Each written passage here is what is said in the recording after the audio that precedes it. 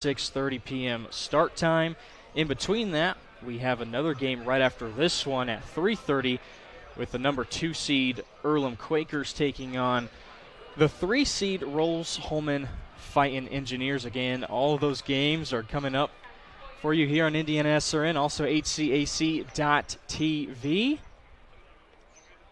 And this game going to get started right around 12:30 p.m. Let's take a quick look at the starting pitchers for this one, James. On the side for Hanover, we have Matthew Alter. He's a righty. And Casey Henderson on the other side for Anderson is a southpaw, throwing it with the left hand. Quickly break down what we can expect from these two guys on the bump this afternoon. Yeah, Matthew Alter for Hanover is third in this entire conference in ERA, so he is definitely somebody that is a force to be reckoned with. He's a big arm, big, tall righty, throws big arms, throws a lot of innings. He's started 10 games so far on the season, comes in with an ERA of 3.18, so he's certainly somebody that can go and shut down an opposing lineup. Only 42 strikeouts in 68 innings pitched, so, he might not be somebody that's going to necessarily overpower you and get a lot of strikeouts, but, in Division III college baseball, you can expect to see a lot of small ball, a lot of teams just trying to put the ball in play and get singles, and he kind of feeds into that. He can, execute his pitches and locate them well, and when he does that, he's going to try to get a lot of ground balls, and on this turf, you're going to get a lot of beautiful hops. You're not going to get any bad bounces on turf, and the ball's also going to travel really well to the infielders. Should make for some easy plays, so I'm looking for Matthew Alter to go get a lot of ground balls for Hanover. And on the side for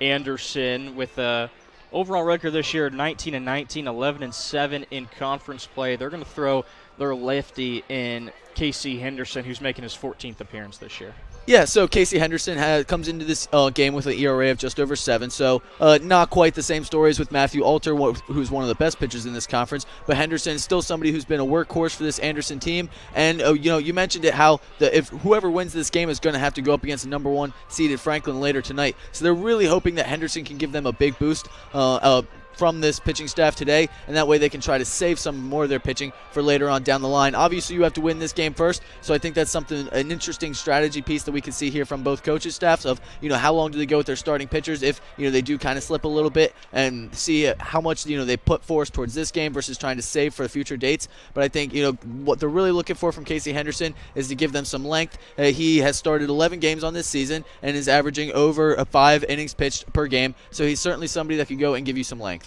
And a couple of guys that he's going to have to deal with in the middle of that order for Hanover. 2 guys batting over 300, including the first baseman Alex Christie, who's going to hit second this afternoon. And right after him, Charlie Burton at 351 this year, which is good enough for 15th in the entire conference. I mean, if you're hitting over 300, that's a good day at the ballpark. And those 2 guys in the middle are going to give Henderson perhaps his hands full, especially with a lineup that is mostly right-handed hitters. Yeah, just about everybody on this team can hit. You mentioned it with, the lowest batting average being 264. If your worst hitter's hitting 264, you have a very potent lineup. But Alex Christie is certainly the hitter I'm looking for. He comes in with over a 600 slugging percentage. That is good for one of the top marks in the conference. And both of these teams also like the long ball too. Anderson has 43 home runs on the season in just under 40 games, and Hanover has 31 long balls. So each team is getting about a home run to 2 home runs per game.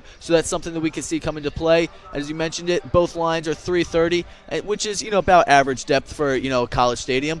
But the center field at just at 400, that is what I'm looking at. That some of these guys could look at that center field fence and maybe go dead center. So certainly look for a big hit. And also Jacob Dupes, the cleanup hitter, also comes in with 299 batting average. He's somebody that could really look to be a big RBI guy for them. We'll mention on the other side for Anderson, Tyler Smitherman. You mentioned the long ball. He's got 12 of those this year. That leads the team and is 4th in the conference. Smitherman is going to be hitting 3rd this afternoon for the Anderson Ravens, who are wearing their all black.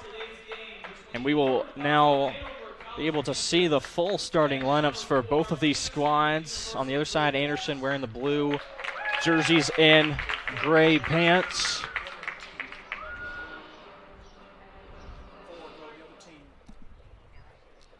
Anderson going with the all-black uniforms today. That's an interesting choice strategy on the hot turf. Interesting strategy, Cotton. Let's see Let's see how that plays off. We're going to first see the starting lineup for the Panthers of Hanover.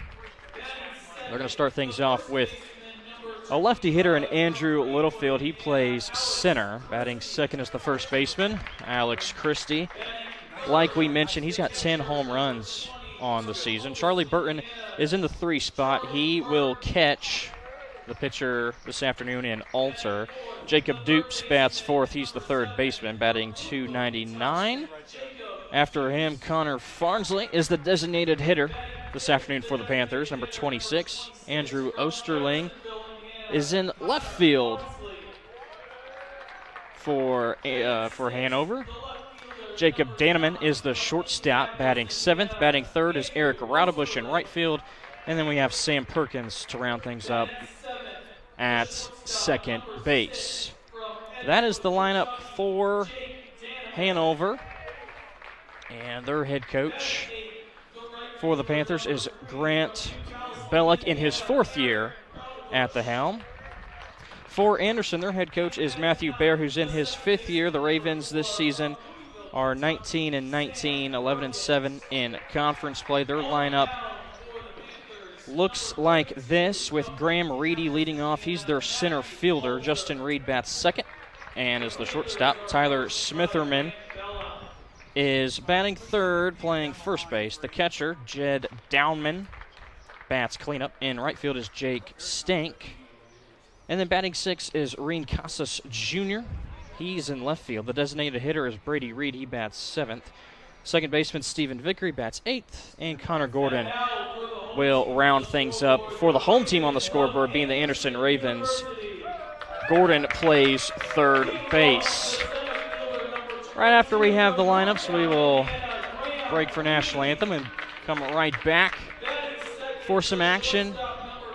The HCAC Baseball Championships from Kokomo. Decent crowd on hand, more people starting to file in, and we can expect some more fans to fill up the seats once we have a closer game time for Earlham and Rose-Hulman, the 2 and the 3 seeds respectively. These two teams, of course, did face off with each other during the regular season. Back in April, it was 2 wins for Hanover. First game 10-4, the second game a little bit closer, 10-8. But James, that's going to be in the mind of both sides. Hanover, you take 2. It's hard to beat a team not just twice in one season, but now 3 times, a little bit more at stake here in the HCAC tournament.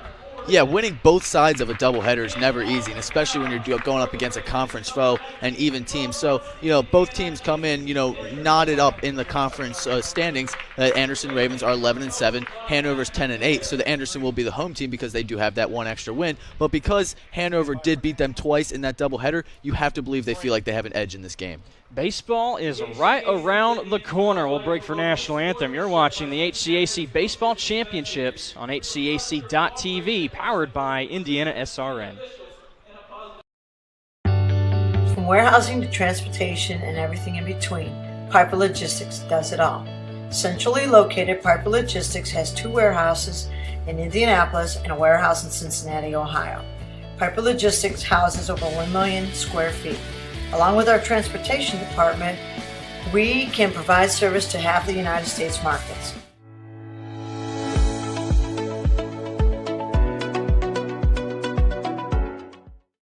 We encourage you to subscribe to our YouTube channel, IndianaSRN. Hit the bell to get notifications for upcoming games and more. Watch as many games as you want, as many times as you want. You want a career that creates experiences that are impossible to forget.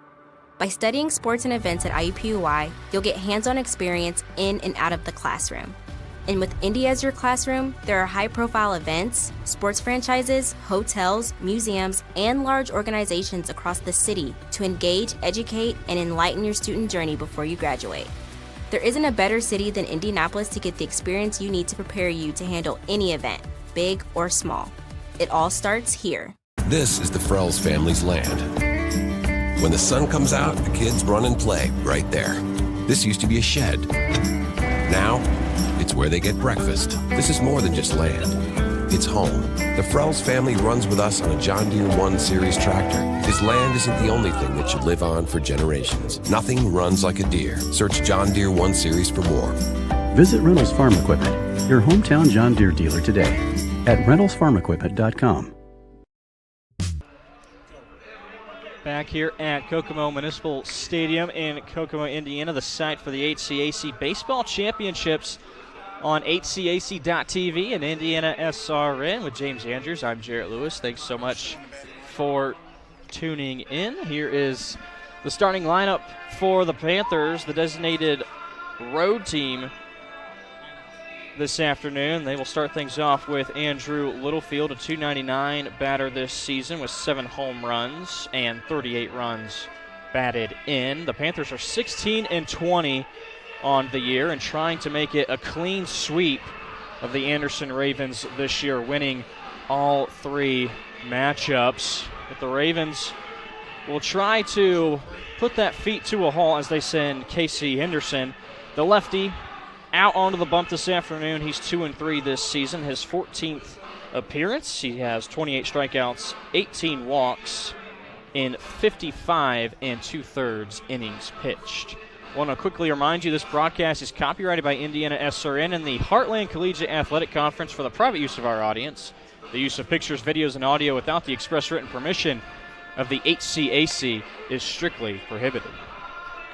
We are just about ready to go here as Henderson is just finishing up his warm-up pitches. Really curious to see, if Anderson can get off to a hot start, if Hanover can get off to a hot start here, try to get some runs early. I think that's going to be one of the key things here today is whoever can jump out and score first early. Both these teams do like to score, but I think, whoever gets the initial runs are going to really put the pressure on the other team.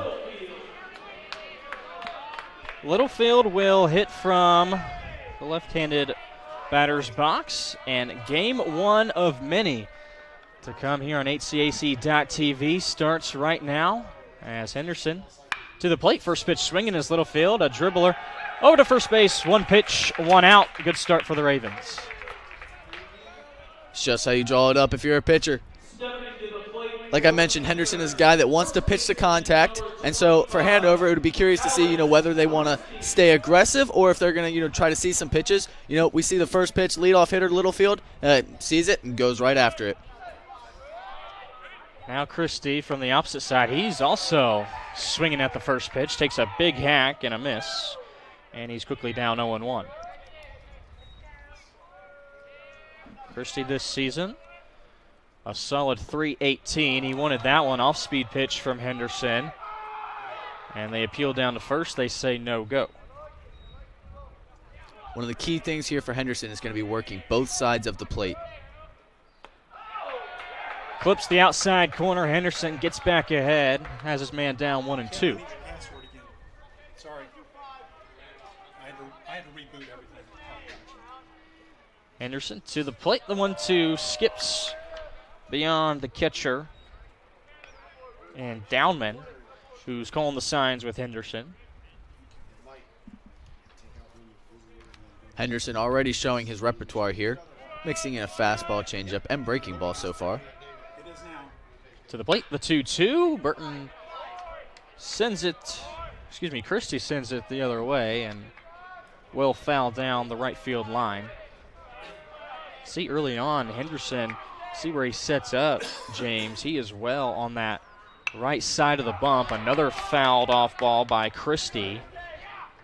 It's interesting to note because most people like to line up all the way on the far end of their arm side, but he's electing to go on the other side, probably to make it a tougher look for the hitters. Another 2-2. This one sent high in the air, deep left field. Left fielder going back at the wall, and it's gone. Alex Christie fouls off a couple of pitches, and that time gets the right one, sends it well over the left field wall, and the Panthers climb out to a 1-0 lead. Well, we talked about it. Christie may not be your traditional two-hitter. He has 10 home runs on the season and that slugging percentage over 600. He loves to go and take that ball deep, and that's exactly what he does there. You know, you could tell he was starting to get a feel for what Henderson had after he fouled those couple of pitches off. He saw what he wanted, and he was all over it. So Christie picks up home run number 11, RBI number 39. And the Panthers begin inning number 1 by taking a lead, just our second batter in. Now here is Charlie Burton. The catcher sees a high fastball up, and the count's even at 1-1.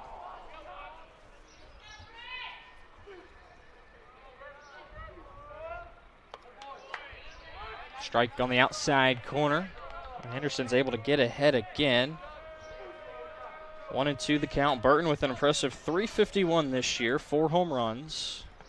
That pitch is down, and it looks like shaken up is the catcher for the Ravens, being Jed Downham. Let's take another look at this. Home run swing by Alex Christie. You could just see that ball was right in his wheelhouse, and he was all over it, able to jog around the bases. Looked like Christie knew it, too. He was taking a look at the dugout. He wasn't even to first base yet. He didn't go a full-on bat flip and jog around like we see some of the major leaguers do, because, you know, you want to be rather safe than sorry, but he did. I think he knew he got that one off the bat as the trainers are coming out to look at Anderson's catcher, Jed Downham. It looks like that breaking ball in the dirt, he tried to block it, and it may have come up and got underneath of his mask, maybe hitting his neck. And that's one of the things that is really different with turf, because as you know, as a catcher, those balls bounce way differently on the dirt. You know, they more skip than bounce, whereas on the turf, those balls are going to bounce and they're going to come right back up, and that's something you can see. He's holding his neck here. That's one of the most exposed areas that catchers have is the neck area on a ball that bounces up, and that could be very serious. So we'll take a break. We'll come back with 1 out. He's still here in the top of this first inning. The Frells family's land. When the sun comes out, the kids run and play right there. This used to be a shed. Now, it's where they get breakfast. This is more than just land. It's home. The Frells family runs with us on a John Deere 1 Series tractor. His land isn't the only thing that should live on for generations. Nothing runs like a Deere. Search John Deere 1 Series for more. Visit Reynolds Farm Equipment, your hometown John Deere dealer today at reynoldsfarmequipment.com. Back here in Kokomo, still taking a look at Downham. Talking with the coach and the athletic trainer. You could kind of see Downham. I think he wants to stay in the game. He's typically catchers, they got that fight in him, and Downham looks just like that, like he wants to stay in this one. We'll see what they opt to do. Looks like Downham is going to try to stay in. Catchers are certainly a tough breed. There you can see the home plate umpire there as well, Taryn Butler. He is calling the balls and strikes. First base is Lyle Travis. Second base, Ethan Watkins. And down the third base line is Nick Stabe. The 4 umpires for our HCAC game this afternoon. As the trainer's still looking at Downham here. They do have another catcher walking out. I believe that is Tyler Young, the backup catcher for Anderson.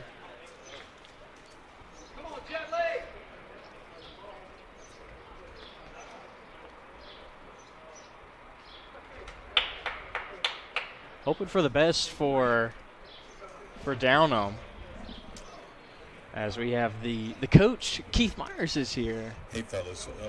I think he's going to stay in the game, but he's a little shaken up. He got hit in the maybe top of the throat, got him a little bit, shaking him up. The trainer wanted to make sure he didn't hit really hard on the head, and so they checked that out. He seemed to be okay.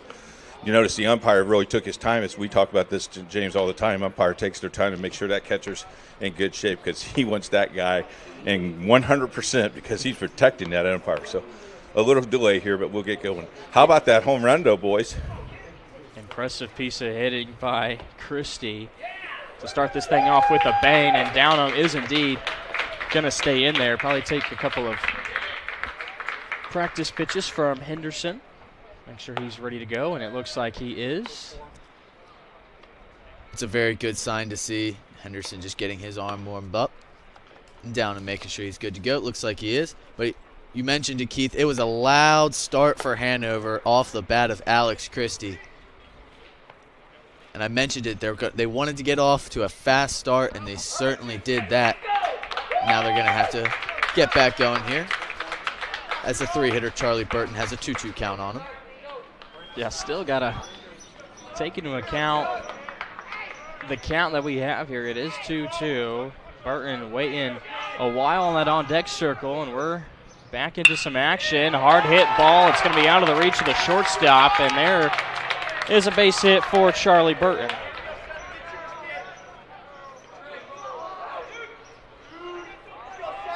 Well, Burton wasted no time. He stayed ready the whole time during that break, and he saw that pitch on the outside corner and was able to just stay with it and then line it into left field.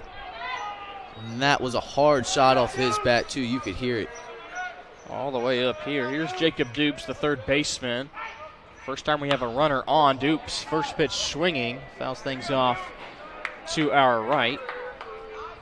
Hanover continuing the theme of going after the first pitch and staying aggressive. This is the fourth batter now, James. And, yeah, like you said, 3 of them now have been first pitch hacking. Henderson, the lefty, keeping an eye on Burton at first. Comes to the plate, and that ball is just high, 1-1. He does have 3 steals on the season. Who doesn't love a catcher going and swiping a bag? Leading the team in steals for Hanover is Jake Danneman.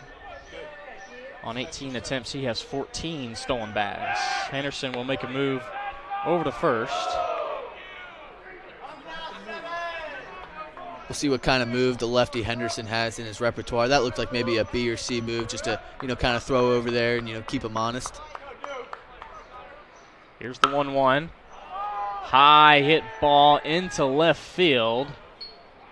Coming in to make the grab for Anderson is Casas Jr., and there's 2 down for the Ravens.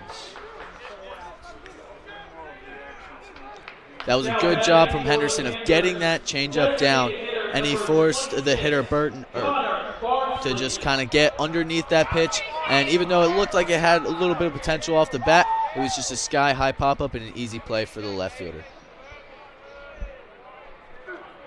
Now the designated hitter for the Panthers, Connor Farnsley, will step in. 2 down. A man on, another first pitch hack from a Panther, and it's fouled straight back. Farnsley on the season, bats .295. 3 home runs, 29 runs batted in. He's one of the main RBI guys from Hanover. So look to drive in this run. Just up. And Dowman trying to get that pitch for Henderson. A couple of pitches now that have been right at the top of that zone. Henderson just unable to bring it down a couple inches.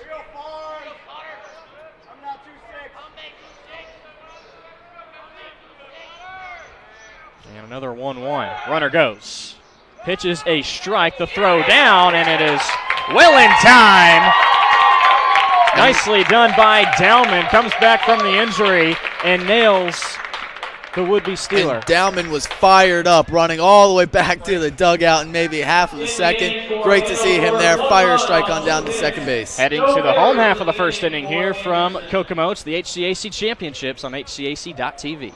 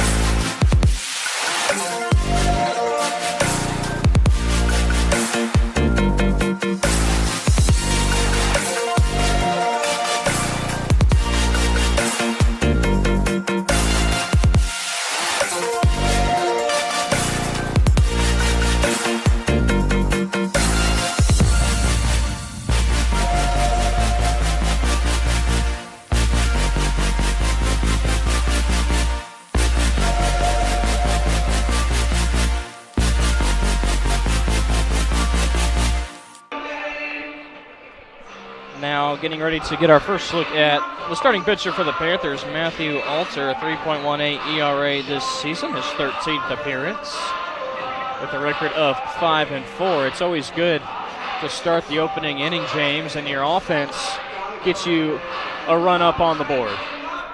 Yes, and now you have your ace going to the mound too. So not only do you have that early lead, but you have a guy like Alter who you know can go and shut the other team down. And a 3.18 ERA, we mentioned it, is third best in the conference. He's the type of guy that if you get him a couple of run support, he may just take that and run with it, and that might be all he needs. 42 strikeouts on the season and 68 innings pitched. Alter will see the top of the lineup with Reedy, Reed, and Smitherman to start things off for Anderson. Anderson constructs their lineup a little bit differently than Hanover, whereas Hanover puts maybe perhaps their best hitter, Christie, second. Anderson likes to put their best hitter, Smitherman, third, and have two table setters up at the top to try to get on base and have some guys on for when he comes up. So we'll see how these guys can do. It's a heavy righty lineup for Hanover going against the lefty Henderson, and now you get the opposite here. A couple of lefties in the lineup, and to start things off is the center fielder, Reedy. He takes a first pitch. Curveball in there for a strike.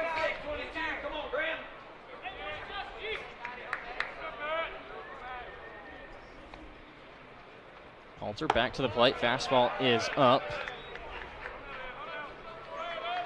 Both these pitchers like to work at a pretty decent pace already. We see Alter, he gets the ball back and he's ready to go. It's only been about 8 or 9 seconds. Not wasting any time. There's a fastball that misses. There's been a lot of talk across the major league and minor league levels about putting in a potential pitch clock. That wouldn't affect these two pitchers that we have on the mound here. You mentioned it. Alter is quickly back up on the mound, ready to go. Here's the 2-1, and off-speed pitch down in the dirt. Able to hold up is Reedy, and the count moves to 3-1. This season, Reedy bats .309, 2 dingers, and 19 RBIs.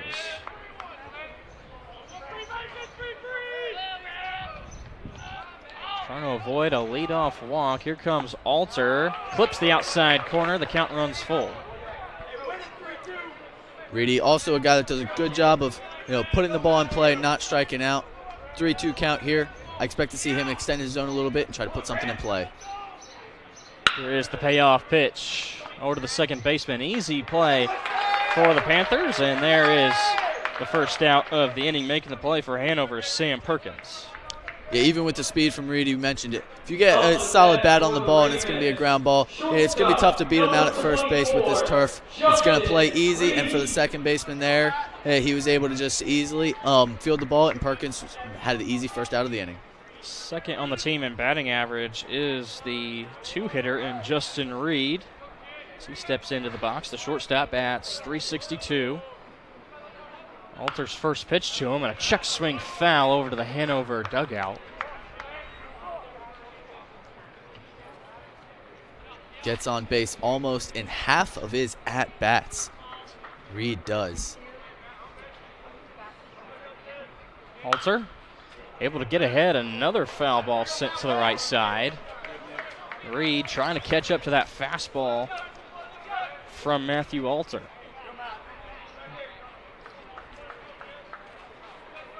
Alter now in a prime position here. Open the count 0-2. With Smitherman waiting on deck. And here comes the 0-2. Off-speed pitch. Waiting on it and sending it into the left field is Justin Reed for the first hit for Anderson. Yeah, that's not what you want to do in an 0-2 count. If you're going to throw an off-speed pitch in 0-2 count, you want to really have it be a chase pitch, start it in the zone, and then have it drop down, out, and ideally bounce even. That one, he kind of got behind of it, and it started out of the zone and was able to drop, and Reed just did a good job sitting back on it and drove it to left field. Now one of the most dangerous hitters in the entire conference, Tyler Smitherman. The righty sees the first pitch fastball well out of the zone. Hits .394 with 12 home runs. 49 runs batted in. That's good for third in the conference. Staying away from him. 2-0 now the count. Reed, also a guy who's a threat to run from first base, has 14 stolen bases on the season, which leads this Raven team. He's only been caught stealing twice. They throw over to him, and he's back in time.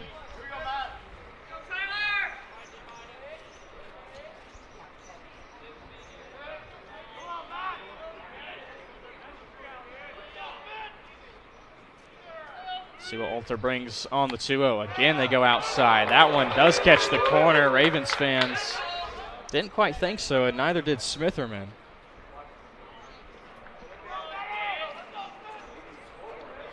Good job by the catcher, Burton, to stick that pitch and frame it for the umpire. Again, they throw over, and we have a balk called on Alter. First base umpire immediately making the call. It's a free bag given to Justin Reed. You don't see that all the time, a balk coming from a right-handed pitcher. And I think he wants an explanation from the first base umpire, as does their coach. Grant Bellick is out there looking for an explanation from the first base umpire. That's Lyle Travis. Yeah, like you said, that was my first thought, James. A righty pitcher, you never see a balk called really at all, but to see it from a right-handed thrower is almost like seeing a unicorn. Yeah, especially on a throw over. If a right-hander does get a balk call, it's usually because he doesn't come set as he's throwing to home. But when you're throwing over to first base, you don't have to become set. You can throw over at any point you want. And as long as you do throw over to first base, you can either step behind the rubber or you can step to the side. So I'm really curious to see what the explanation would be from the first base umpire there. And whatever it was, I don't think Coach Bellick was really satisfied with it. Well, with one out, it puts a runner in scoring position, and Smitherman now still in a hitter's count. It runs up to 3-1.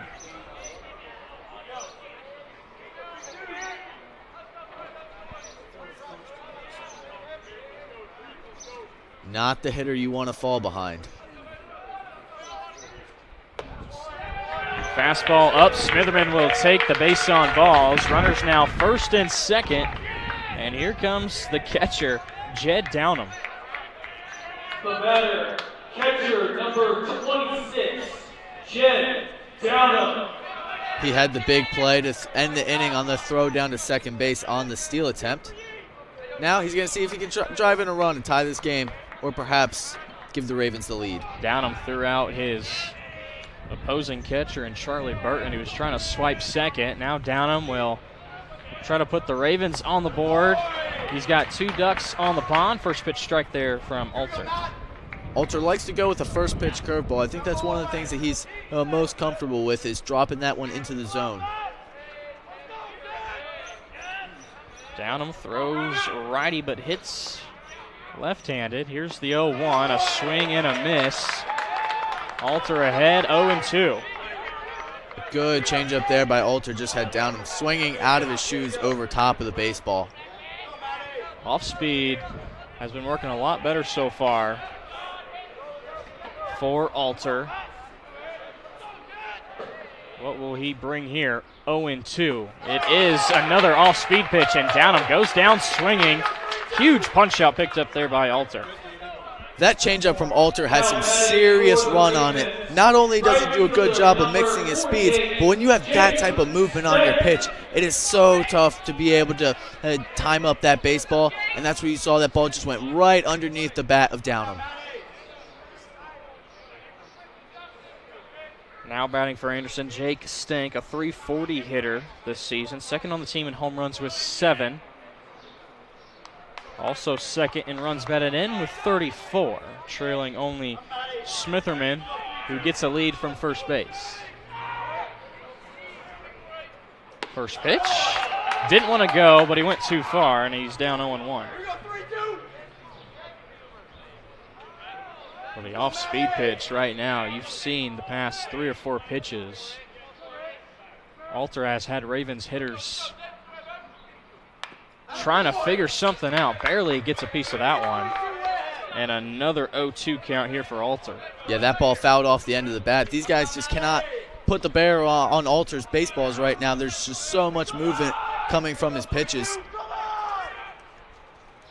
And that ability to make it, kind of cut back in towards the batter is a rare one for pitchers, but it's certainly something that every young pitcher should be trying to do because, as we talked about with Alter's success on the season, when you can make that baseball run inside on right-handed hitter, it's tough to hit. Waste pitch trying to get him to chase. Stank able to lay off of it. Looking to protect here, down 1-2 is Stank. If I was Alter, I would go right back to his bread and butter changeup, right underneath the right-handed hitter. He brings the 1-2, brought the fastball this time, and Alter is fired up. 2 strikeouts to end the inning and get out of the jam.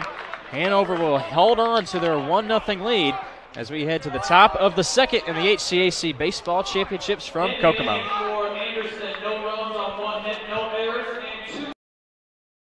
Needing to hire someone to take care of your loved one when you're away? Maybe your family member just needs someone to talk to when you're not around. Why not contact Indiana licensed Serenity Care Services?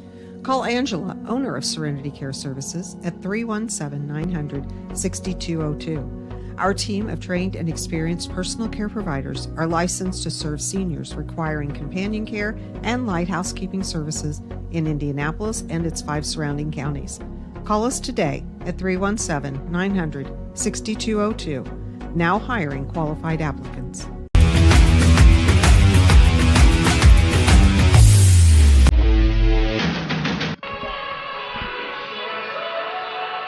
Panthers will come back up to the plate with a 1-0 lead. Henderson still on the bump for Anderson.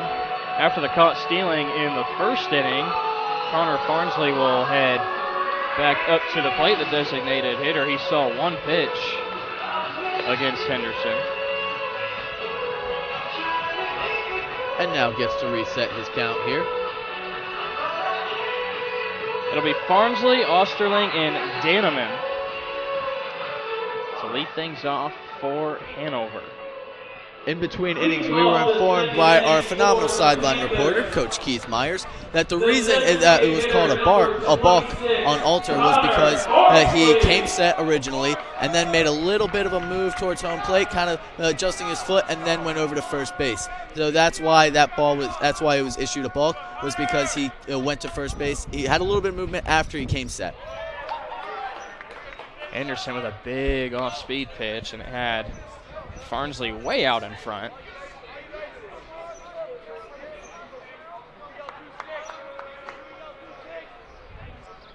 Anderson into the lineup, brings the 0-1. Fastball on the outside part of the plate, 0-2 now.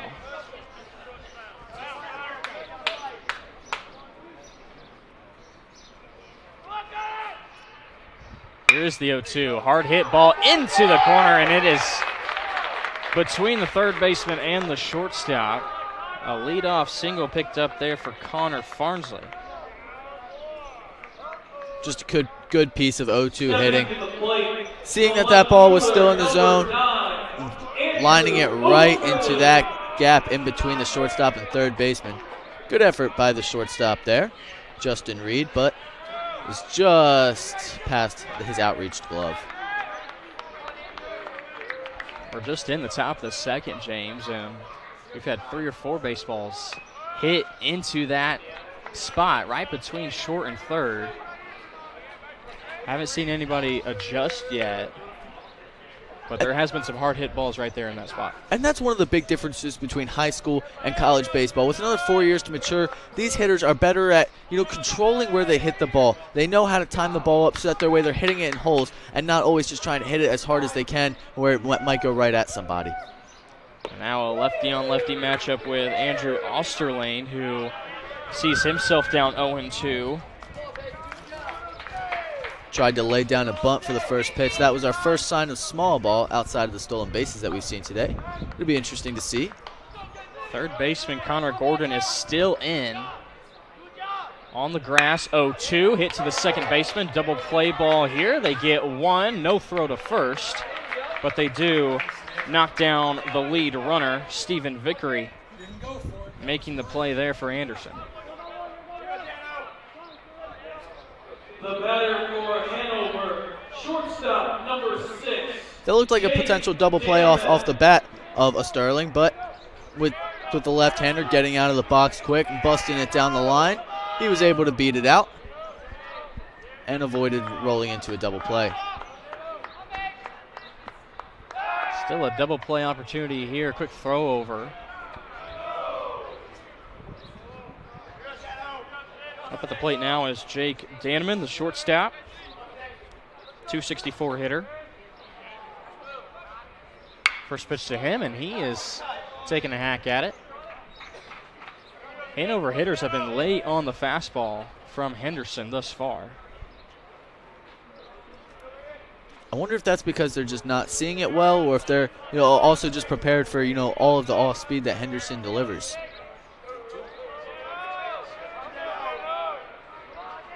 Another first pitch strike thrown from Henderson. He's ahead here. That pitch is right over the heart of the plate for strike 2.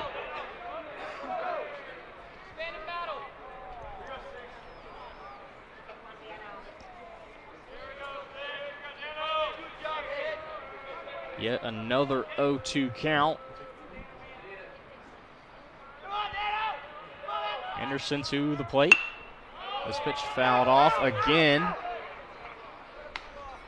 Just beyond the Hanover dugout. Henderson gets the foul ball, but that's probably not where you want to put that 0-2 pitch. Talked about it a couple of times. When you get way up 0-2, you can give him a waste pitch or two. Even if it's not a complete waste pitch, you really don't want to put something where the hitters can hit it. So we've seen a couple of times now with 2 strike counts where the hitters are able to get base hits. Another 0-2 and another swing by Danneman straight to the center fielder. He gave it a ride, but barely having to move out there for the Ravens was Graham Reedy.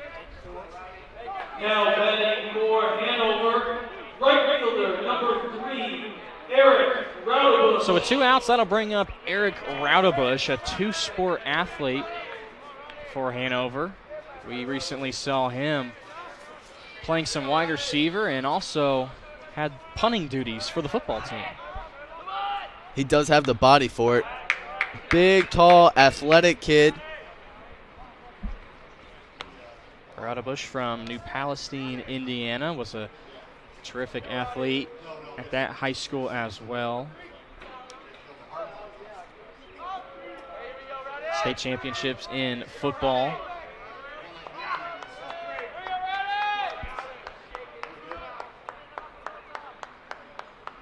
The 0-1 from Henderson. Fastball is up. Evens it at 1-1. This season, Raudebush hits .278. 1 home run, 14 RBIs on the year. If there's anybody on this Panther team that's going to be less aggressive, it's going to be Raudebush. As we see a delayed steal, and he is in there. Sterling does a great job of disguising that steal. Saw the ball in the dirt. And the catcher there, Downman, just didn't realize that he was taking off. I don't know if it was that, if Downham just didn't see him taking off, or if he bobbled the baseball a little bit. But it does put a runner in scoring position here for Raudebush. 3-1 count. It's got to be good if you're Raudebush. You'll take the free base if it's given to you. That'll have Sam Perkins come up, the 9-hitter. Back to my original point, Raudebush leads his team in walks and on base percentage. So he's probably one of those guys that actually does like to see more pitches, try to get deeper into the count as he works the walk there. Now 2 on for the second baseman, Sam Perkins. A .299 batter has a chance to add on to this Panther lead.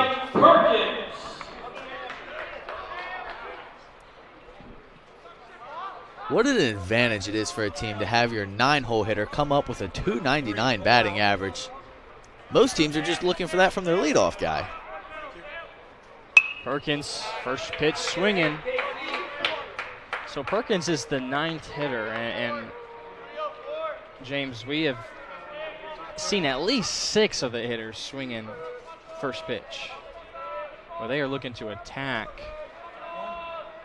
that first pitch that Henderson brings in. Most of the time it's been fastballs that they've been just laid on. Back to the plate, another fastball, but it's too high. And that speaks to the location and movement that Henderson has been able to offer outside of, the pitching through to Alex Christie. He's done a good job of leaving the ball out of the middle of the plate, but also putting some movement on it, making it tough for these hitters to barrel up. Perkins got in on his hands, and he jams it over to the Anderson side. And this is a great position from Henderson. He had him late on the fastball and early on the changeup, so now he can pretty much go in any direction with this 1-2 pitch that he wants to. Downham gives him the sign. Henderson comes set and delivers the 1-2. It's now 2-2. Fastball up and away that could set him up for a potential breaking ball down or even another hard fastball.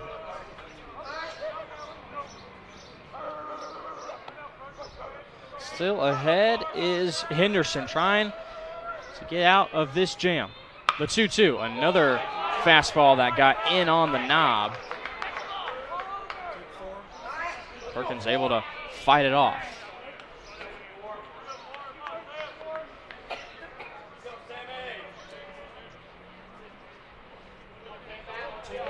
Surprised to see everybody on the Anderson dugout still leaning over the railing after 2 balls have come their way.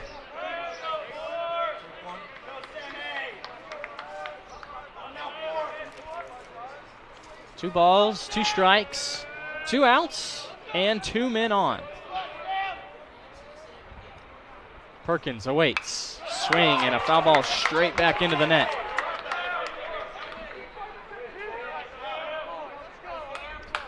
We've seen a couple foul balls to the right side and a couple to the left side, but a good indication that the hitter is starting to see it well and get close to it is when he fouls it straight back, as Perkins just did.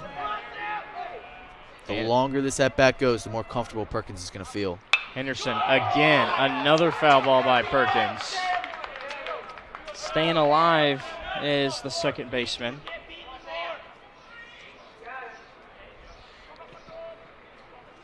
Perkins, a freshman from Louisville, Kentucky. As is the man in the on-deck circle, Andrew Littlefield. Will we get to him? Another 2-2. Outside, the count runs full. Perkins working up this pitch count of Henderson. This next pitch will be the 8th pitch of the at-bat for Perkins. Really making Henderson work on this hot Thursday afternoon. Henderson will step off, take a little bit more time. An important pitch here as you walk Perkins, you have bases loaded with the top of the order coming to the plate. The payoff. Out to center field. Moving to his left end, making the catch for the Ravens is Reedy. And Henderson avoids more damage put up on the scoreboard. 1-0 our score. 3 hits for the Panthers. We'll head to the bottom of the second on HCAC.TV.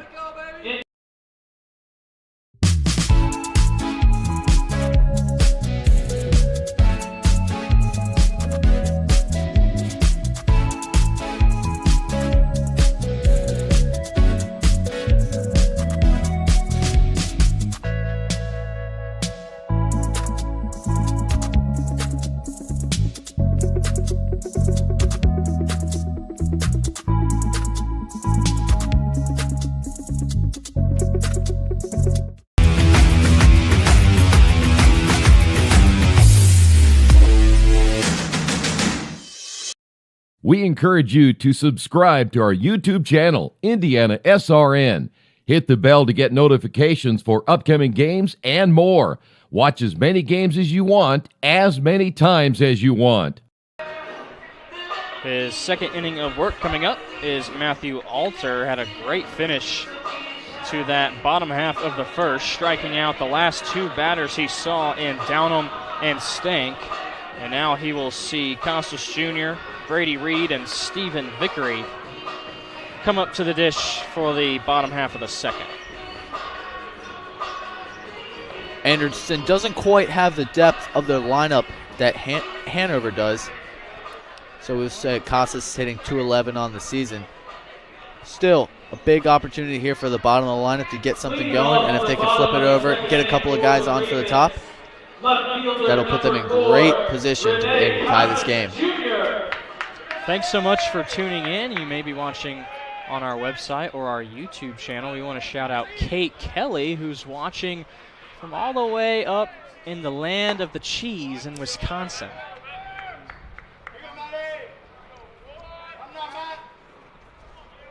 It's always cool to see the demographics or the geographics, I guess, of where we see some viewers, not just in the country, but outside of the United States. It is. I've heard we've had some viewers from outside the country, even military members stationed overseas, and it is really great that we're able to provide them a little bit of joy as we see Casas hit that ball in the right field. Ball into right field for Reen Casas Jr., and he's on with the leadoff single. Stepping to the plate for Anderson, the designated hitter, number and now the 44, DH is Brady Reed. He's the designated hitter, 269 batter.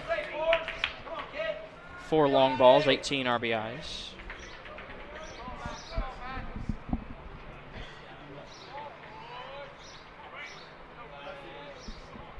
First pitch from Alter.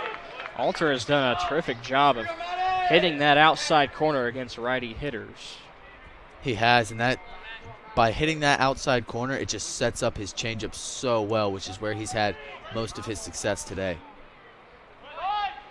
Looking to bunt and move the runner over. Unable to do so is Reed, and now he's down 0-2.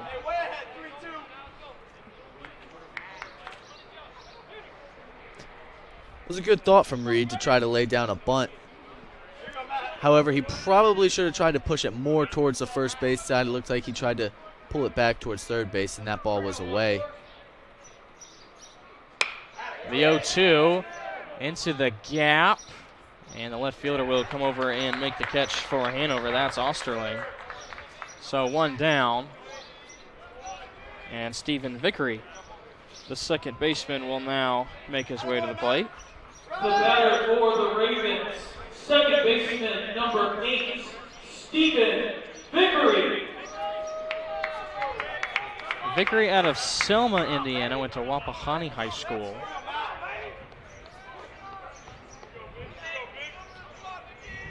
Casas Jr. gets a lead from first base. First pitch strike is in there. Casas Jr., a product of Pendleton Heights High School. Every member of this Anderson team, except one, is from the state of Indiana. Pitch outside, low and away a ball. 1-1 to Vickery. And that lone player is also from Wisconsin. Luke Rennert, a sophomore. It doesn't surprise me. There's lots of great baseball talent in the state of Indiana. Runner goes. Alter doesn't have a play at second, so he will flip over to first and get the out there. Runner does move into scoring position, but Hanover working with 2 outs also. The aggressive base running pays off there for the Ravens as they started the runner, and that ball probably would have been a double play ball had Casas not been off and moving on the pitch, but because he was, there was only one play for the pitcher Alter, and that was to just take it over to first base. And now the number 9 hitter, Connor Gordon. Gordon bats .273, playing third base. Outside, pitch doesn't connect with the plate.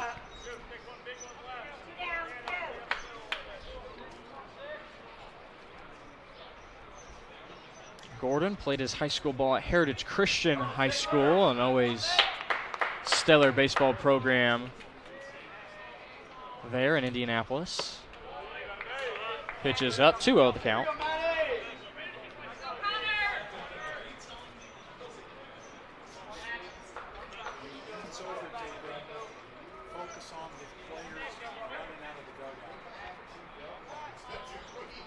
Here's the 2-0 to Gordon, not looking to swing quite yet. Off-speed pitch makes it 2-1.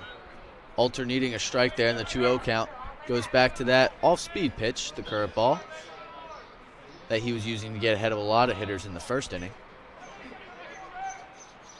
And now the 2-1, another off-speed pitch, trying to frame it and catch the zone was Burton. A walk here, not the worst thing, but it does, just like it was for Hanover in the previous half inning, bring up that top of the order with 2 outs. Alter to the plate, swinging late on the fastball. He fouls it off, and that'll make it a full count to Connor Gordon.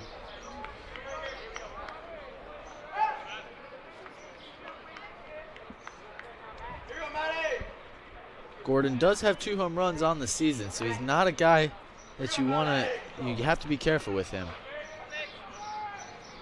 What does Alter bring here? 3-2. Fastball down and away.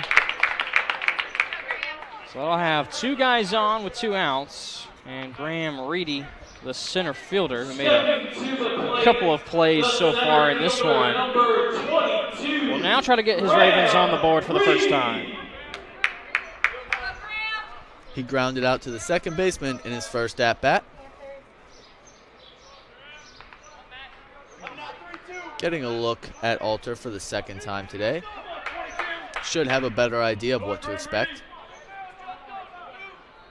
Reedy grounded out to the second baseman back in the first inning.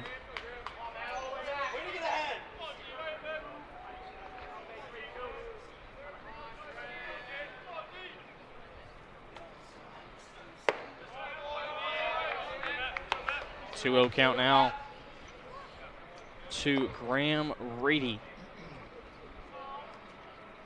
a junior from Yorktown, Indiana.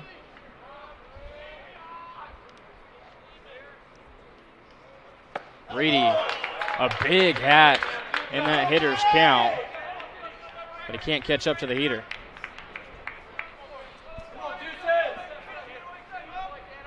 Alter way up here in this 1-2 count. You're right, James, it is 1-2. It was not 2-0, it was 1-1. So now Alter is ahead. Let's see what pitch Alter elects to go with here. He's had a good curveball on the day.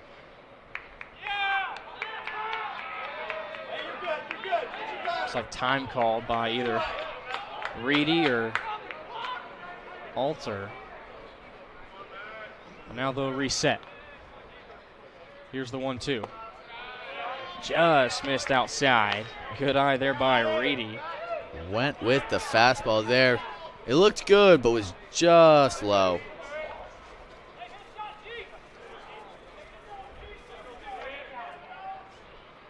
Here's the 2-2. Off speed, got away from Alter. Another full count. Runners will be going on the pitch.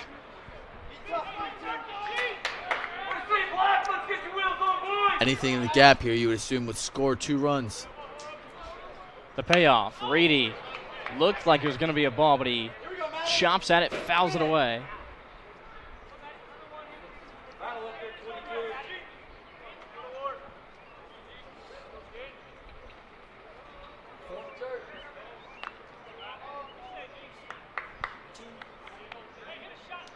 Another full count delivery upcoming from Alter. Another swing and a foul to the left side. Every foul ball for this Panther team is a win, as they want to get Alter out of this game as soon as possible. So really driving up these long counts is really going to go a long way, as I believe this will be pitch number 8 of the at-bat.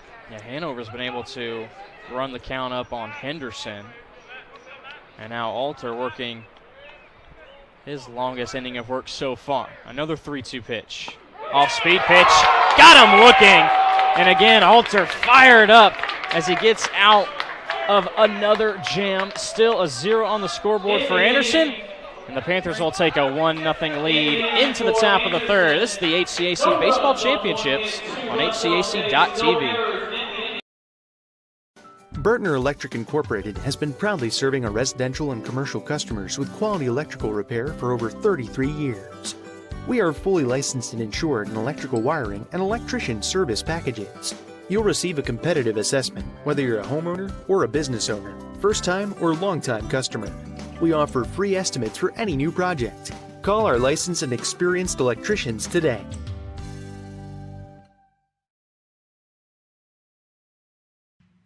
Can't make it to the game? We've got your back. Just go to www.IndianaSRN.org and tune in to all of the live action or go to our on-demand service and relive your favorite moments.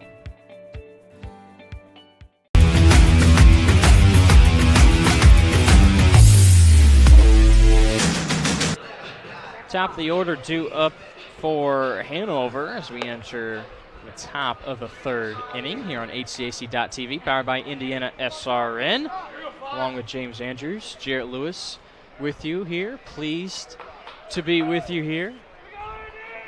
Beautiful day for baseball. Beautiful venue. Kokomo, Indiana knows how to do it right here for this HCAC baseball championship. Do they ever? I showed up here today, went inside the break room, saw donuts, danishes, and everything in between. I was like, man. That's what you're here for, right? It's the food. That's how they're paying me.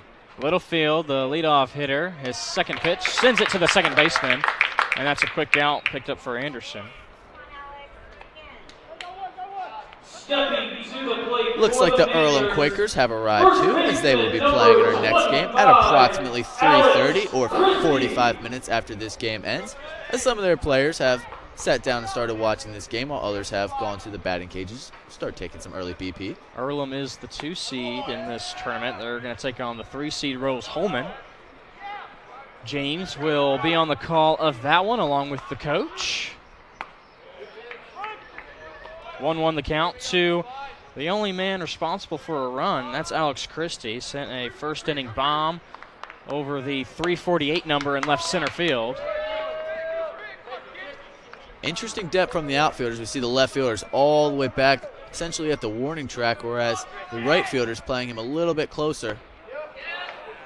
Christie gets tied up there and runs into a 2-2 count against Henderson.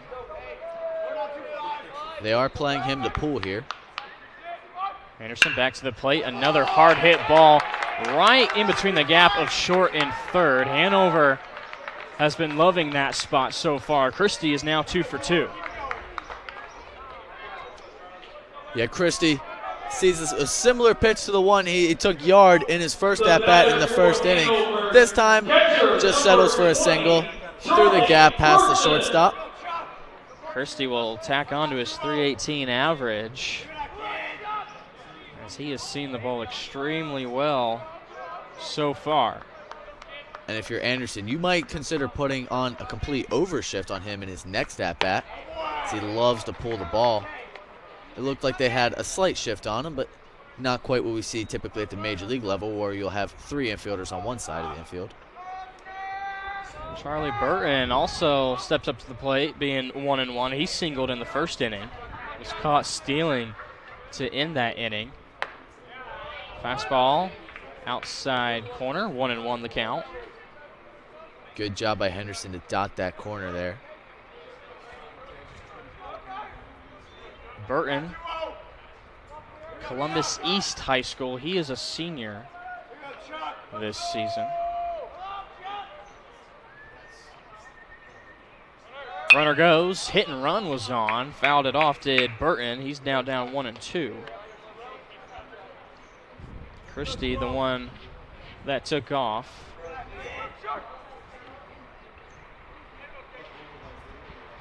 Christie, the first baseman, hails from Center Grove High School. We have players from all around the state today. Back to the plate. Foul ball goes right over our heads and hopefully doesn't hit one of our vehicles back there.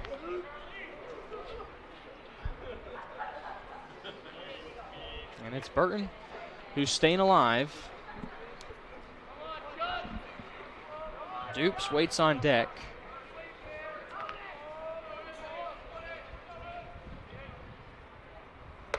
Fastball in, almost raises the jersey of Burton. That'll wake you up.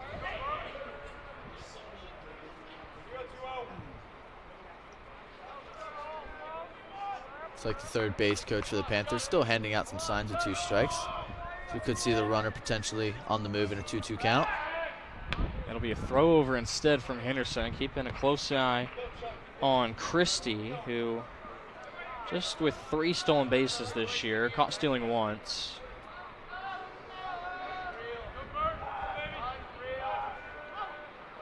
Back to Burton. Hits it to third, and it eats up. The third baseman gets by him. Christie is digging for third base, and he will get in there safely. And following suit into second is Burton. Panthers with something to work here. Just 1 out, runners second and third.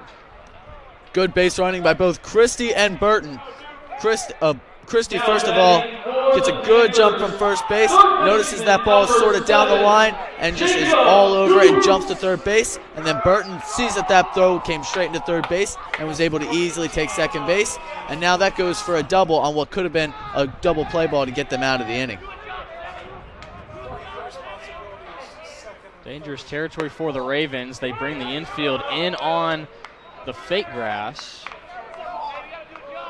trying to prevent any more runs getting up on the board. Henderson with a big at-bat coming right here against Dupes. And for the third baseman, Gordon, on that last base hit, that's a tough play, but that ball will just jump on you, and turf is really important to stay in front of it. Even if you're not able to make the play, if you would have been able to knock that ball down, we'd be looking at runners at first and second instead of second and third.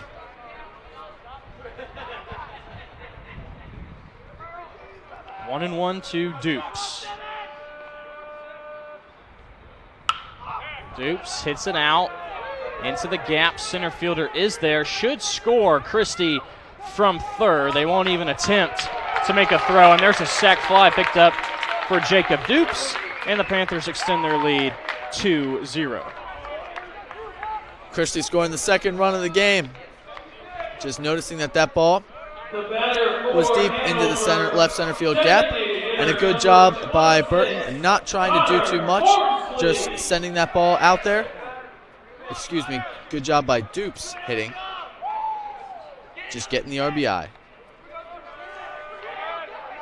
2 outs now. Infield moves back to their normal positions with Connor Farnsley, the designated hitter.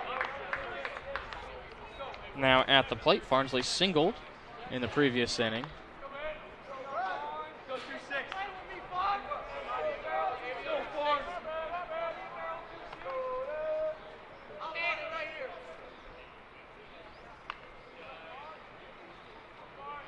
Henderson taking his time, will deliver the 1-0. Farnsley is ready for it. Taking some steps back and making the play is Graham Reedy. He's been busy out there in center field, and that will retire the side. But not before the Panthers pick up one more run. They now lead 2-0 thanks to the sac fly from Jacob Dupes. Bottom of the third upcoming for the Anderson Ravens. 2 up for the Ravens. Becoming a licensed sports official is a great way to make a positive difference in the community and support the over 160,000 Indiana student athletes that participate across 22 IHSAA sports. Sports officiating allows you to stay connected to the game, become a role model for our young student athletes, earn extra money, and support the patrons and communities of our IHSAA member schools. To learn more about becoming a licensed IHSAA official, log on to ihsaa.org/officials today.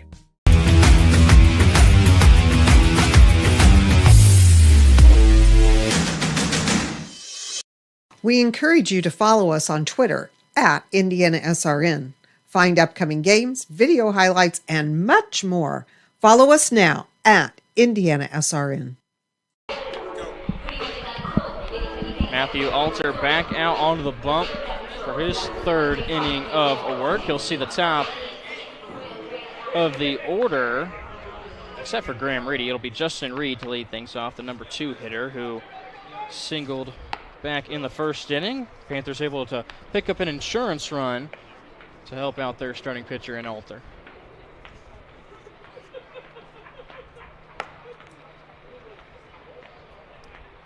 And a pretty good inning to try and pick up some runs if you're Anderson. As you see Reed and Smitherman waiting on deck. The meat of your order. This is a big spot here for the Ravens with 2, 3, 4 up. You almost feel like this is a must-have to try to push a run across the plate. Obviously, it's still early and it's only a 2-0 game, but with their ace Alter starting to settle in, you really want to disrupt his rhythm. Alter's first pitch to Reed is hitting the outside corner for a strike. Looked like another breaking ball. The last time these two teams played, it was Anderson who got off to a decent start, the first team to score. Here's a high pop-up. Shortstop will head out to the shallow part of center field and make the catch for the Panthers, that being Danneman. But the Panthers were able to respond later in the game, scoring in every inning from the 5th inning beyond, and ended up taking that game against Anderson 10-8. That was back on April 16th.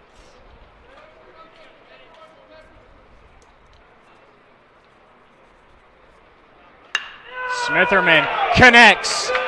Left fielder going back and forget about it. First pitch swinging. Tyler Smitherman with a no-doubter to cut this deficit down 2-1. That ball was way gone off the bat from Smitherman. He certainly knew that ball was going off the bat, as did the left fielder, Andrew Sterling. Took a couple of steps back towards the fence and realized he had no play as that one, as that ball looked like it was past the grass and onto the concourse out there in left field. As we will take another look at this. Look at this ball, just absolutely scorched. Jumping off the bat of Smitherman, who picks up home run number 13 on the year and RBI number 50.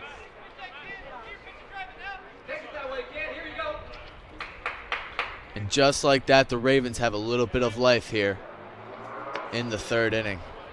And we just talked about it right before this inning started.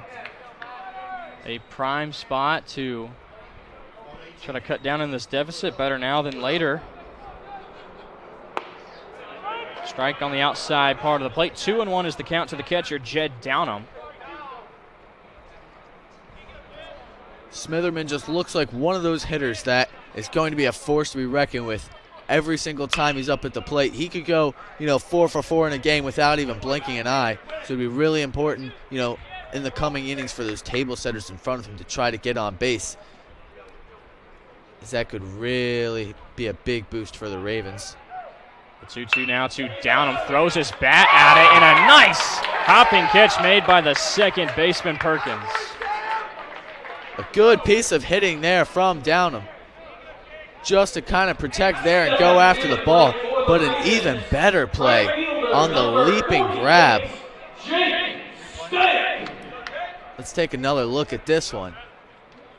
An all-out extension, just an athletic play there by second baseman Sam Perkins. Well done by Perkins to get the second out, and now Perkins will move over to the other side of the second base bag. They put the shift on Jake Stank. First time we've seen an all-out overshift today. Stank up in the count, though, 2-0. Stank from Mount Vernon High School, just a freshman.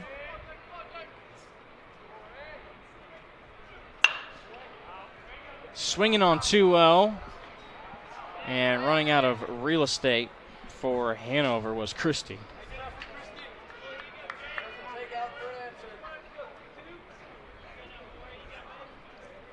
I mentioned it earlier. You see that overshift a lot in baseball. Some teams are even doing it 40 to 50% of the time on every single hitter.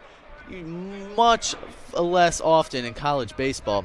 So it's interesting to see that they put it on here for Stank. Stank reaches at one and now falls down 2-2. Stank struck out in the first inning.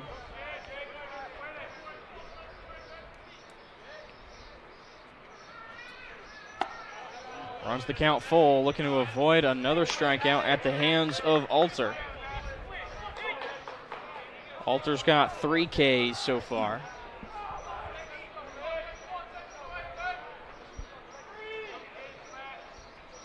Here's the payoff pitch. Fastball into the dirt, hits the front of the plate, so Stank will reach base via a 2-out walk. Good job there by Stank, laying off that tough curveball from Alter. Now batting for Anderson. Casas Jr. led off the second inning Casas Jr. with a single. Now a chance to make things interesting here. We already had the home run by Smitherman. Ravens still with an opportunity to tack onto that.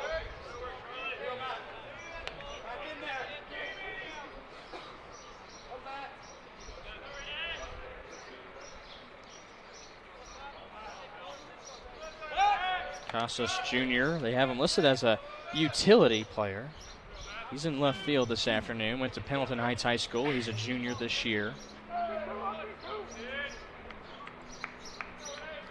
We saw him single in his first at-bat up. Outside corner. Alter has been pretty good at hitting the outside part of the plate, whether it's lefties or righties.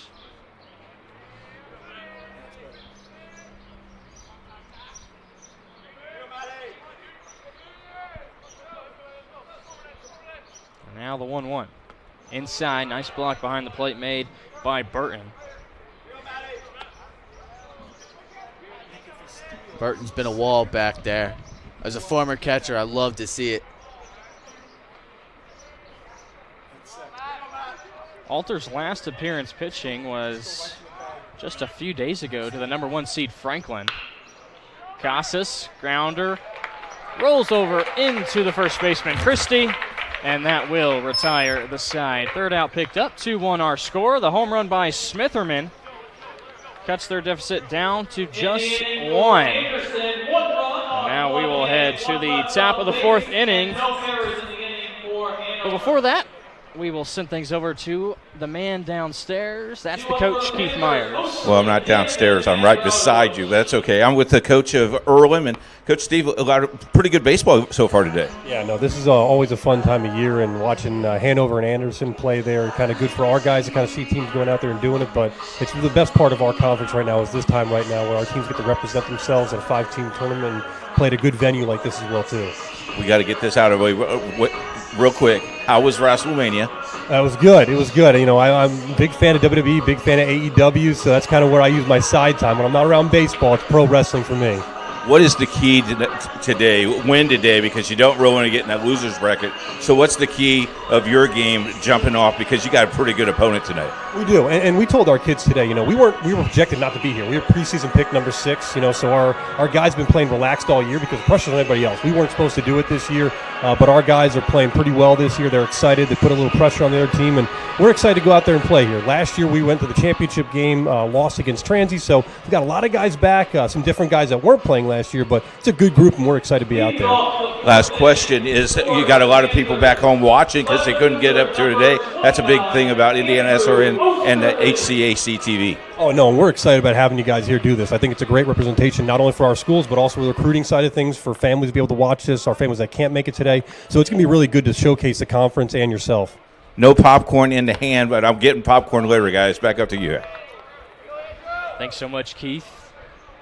So we begin the top of this 4th inning with Osterling to lead things off, goes opposite way, just a few steps to his right, making the catch. Out there is Casas Jr. Stepping to the plate for Hanover. Henderson still out there working for the Ravens, and perhaps a little bit of confidence picked up as he saw Smitherman go yard, and he has his team down just 1 and now picks up a quick rollover out to himself. He wanted to do the work by himself, but opts to flip it over to Smitherman. Looked like he was going to try to just go and apply the tag and just do it all himself, but I was probably smartly elected to just flip that ball over to the first base and get the out. And a quick start to the top of the 4th inning here. 3 pitches 2 outs. Could be a quick inning of work, but Raudebusch left to deal with for Henderson. Raudebusch on the left-handed side sees a first pitch strike. He walked back in the second. Fouls this one off and is down in the count 0-2.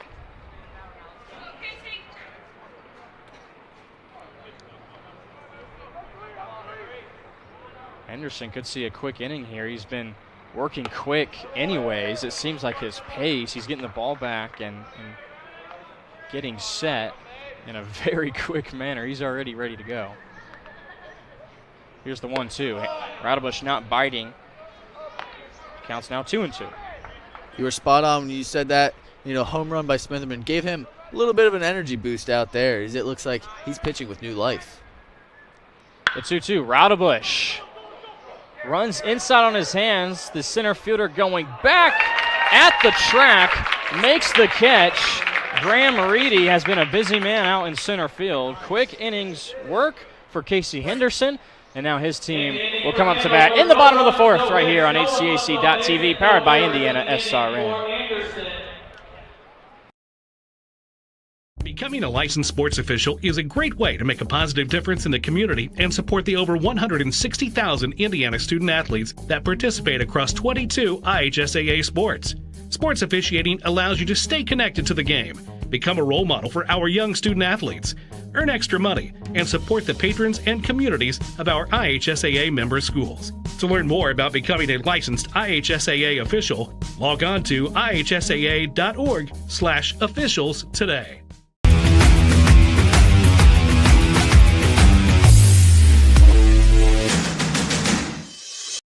We encourage you to follow us on Twitter at IndianaSRN. Find upcoming games, video highlights, and much more. Follow us now at IndianaSRN. Back here at Kokomo Municipal Stadium for the HCAC Baseball Championships. Along with James Andrews, I'm Jarrett Lewis. Keith Myers on the sideline. Our producer, the Wizard, Jerry Collins, with us as well. And a couple of great camera angles on the sideline as well. I was going to say, our production team has outdone themselves today. Just a beautiful broadcast we have on hand with 4 cameras set up. We are all over this ballpark, prepared to show you everything that's happening. As you see, some of the fans in attendance, this place has only really begun to fill up, as we've even seen a lot of people come in since the first inning when we first got underway. We have 3 games for you this afternoon in Kokomo. We mentioned Rose-Hulman and Earlham will be after this one. The night game will be the number 1 seed Franklin taking on the winner of this matchup. 3 games today, 3 games tomorrow, and 2 on Saturday. So make sure you plan ahead and tune in to all the upcoming games we have for you right here on IndianaSRN. The stadium can fit just about 4,000 people in here. By the time we get to Championship Saturday, I wouldn't be surprised if we're just about full, Jarrett. That would be quite a sight to see, wouldn't it? Pop up, catcher going back. It's going to be out of play, just about 5 rows deep. The batter for Anderson is Brady Reed, flew out to the left fielder back in inning number 2. The designated hitter now sees a 2-2 count. Reed hails from Whiteland High School, a senior this year. Sees a 2-2 from Alter and connects. Out to left field. He gave it a ride, but able to make a few steps to his left and reel it in as Osterling. Sounded like that ball got just inside, a little bit on his hands, just missed the barrel of the bat. If he would have hit that about another inch to the right of his barrel, that ball may have gone a long way, but instead was an easy play for the left fielder. An exact outcome to his first at-bat in the second inning, flying out to the left fielder. Now we'll see Vickery up to the plate. First pitch, breaking ball, hits the heart of the plate for strike 1.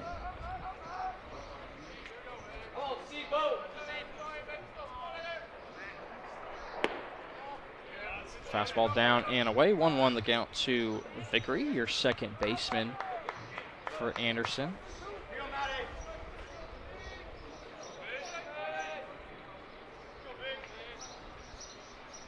Another off-speed pitch, and it is working this afternoon for Alter. Now he's quickly ahead, 1-2. Briefly mentioned Alter's last appearance before this afternoon's game as he brings in the 1-2. It just misses up high. Against Franklin, went 6 2/3, gave up 8 hits, 4 runs, and struck out 5 in the loss.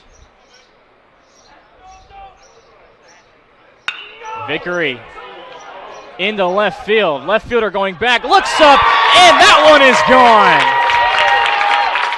Stephen Vickery, for the first time this season, plays long ball.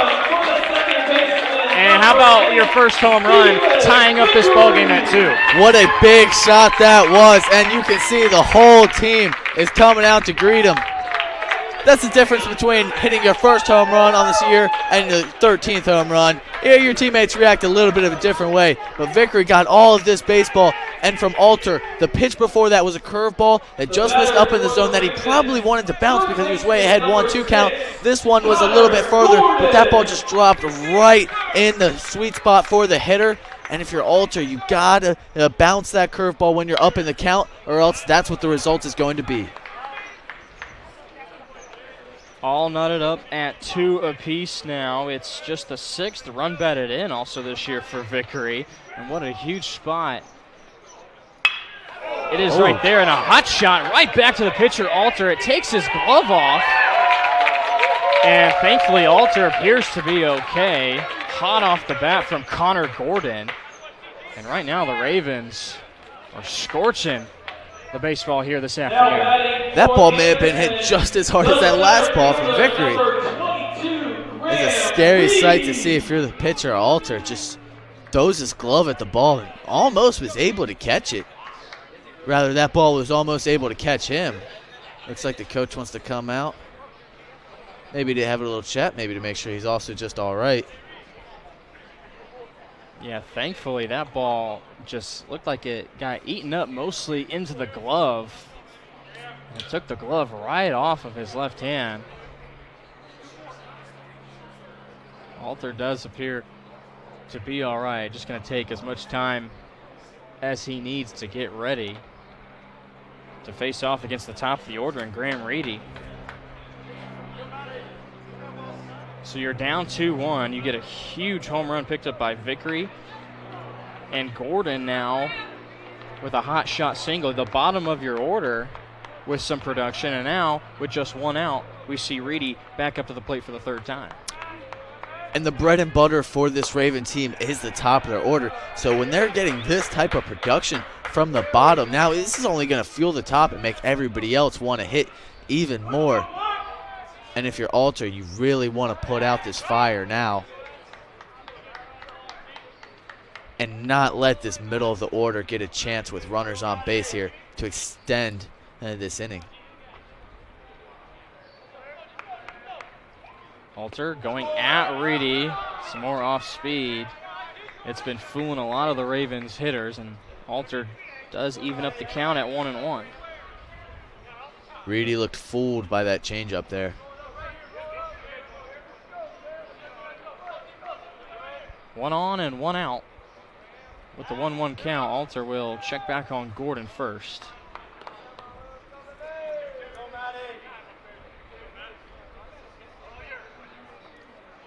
Reedy so far 0 for 2, grounded out to second and struck out.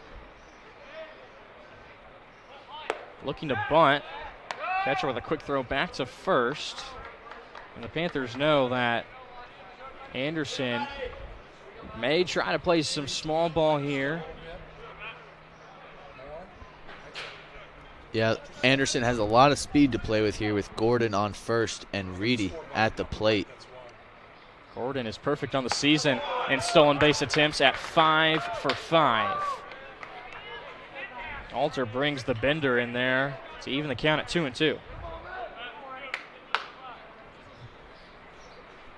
This could be the pitch for Gordon to run on. He is aggressively down there first base, and he does go. He does. It's a ball outside. Good throw by the catcher, and he's out. Pinpoint accuracy from behind the dish. Charlie Burton knocks out Gordon. And let's take another look at this. A good jump from Gordon off of first base, but an even better throw by the catcher there. Burton just delivers a strike right on the money. And not only did he have a quick pop time, but he put that ball right where the shortstop was able to just easily lay down the tag.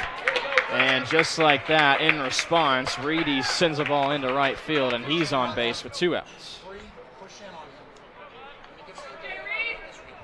The batter for the Ravens. Well, that's why you would try to steal a base there, because had he been safe at second base, now that probably would have scored a run on that single. So that's the risk reward that you take. But now you have another really good hitter in Justin Reed, hitting .362 on the season. He's already got 1 hit back in the first inning. Flew out to shortstop in the previous inning. Sees a first pitch breaking ball for ball number 1. Martinsville High School is where Justin Reed played his high school ball. Alter brought the fastball, another pop fly. Shortstop goes out. Left fielder comes in. The diving catch isn't there. And scoring from first. Could it be the throw to home? And he's safe. All the way around the bases goes Graham Reedy. And just like that, the Ravens take the lead for the first time. That ball was hit high in the air, but just in a perfect location in between the left fielder, center fielder, and shortstop. Nobody was able to go out and get the ball, and the left fielder, Sterling, just not able to come up with the diving play. And then with the big bounce on turf, Reedy was able to score from first as he got a great jump and never looked back as he was hustling the entire way.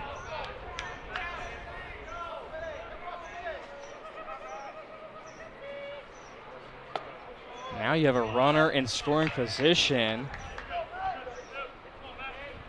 with the most dangerous hitter, arguably in the entire conference, Tyler Smitherman. Smitherman homered in the 3rd. Alter is going to play it safe. You have a base to work with. Especially down 2-0 right now. I wouldn't be surprised if Alter didn't throw him anything close to the zone. And they're just going to intentionally walk him just like that. Not even toy with throwing it to the catcher. That'll bring up Jed Downham, who is 0 for 2. They could have issued that intentional walk as soon as he came up to the plate, but instead you throw him a couple of waste pitches, make sure it's nowhere near the zone. See if you can't get, an extremely hot hitter to just be really aggressive and chase. Smitherman didn't, so that's why when you fall behind 2-0, no reason to continue toying around with him. Just put him on first base and try to go get the catcher Jed Downham here. Smitherman played high school ball at Westfield. And coming in behind him is his catcher, Downham from Bishop Dwenger.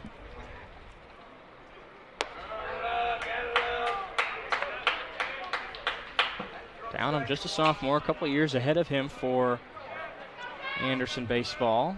And Smitherman, a junior.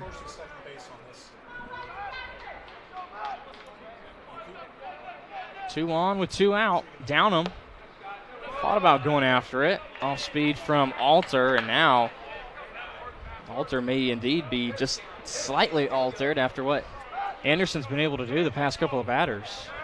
It's been a long inning here, as I believe this is the 7th hitter to come to the plate now for Alter.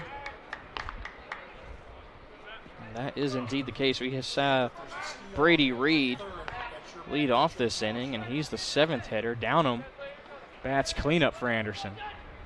Ahead in the count, 2-0. Some more off speed from Alter, and this time he does hit the part of the plate.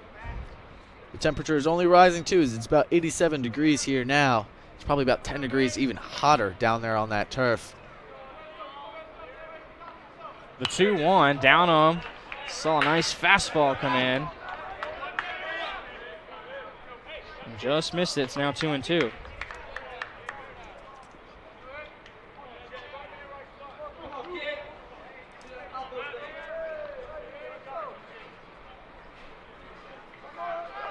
Ravens have been able to put a 2 spot on the board in this 4th inning. And before Alter can come to the plate, we have time call. Downham wanted to just step out, recollect himself. We mentioned how Alter was working really fast earlier in the game. He has almost slowed down to a halt now. The 2-2. Downham. Oh, Hanover wanted that strike. They're not going to get it. Well, just missed. Downham does edge lay it of the off, plate. though. Close pitch. You could see his initial reaction. Almost made a jab at it. The catcher, Burton, was 2 steps towards the dugout before he realized he wasn't going to get the call. Raven base runners take off, and Downham sends a deep fly ball into the right field corner, and Raudebusch makes the catch on the track. Off the bat, it looked like it had a chance. Downham gave it a ride. Anderson, though, does take the lead. They are now up 3-2. We'll head to the top of the 5th in the HCAC Baseball Championship from Kokomo. They say nice guys don't finish first. So maybe it's time to reconsider what it means to be first. It's about being your best, but knowing you could be even better. It's being present, but respectful of history. You sure you want to make that move?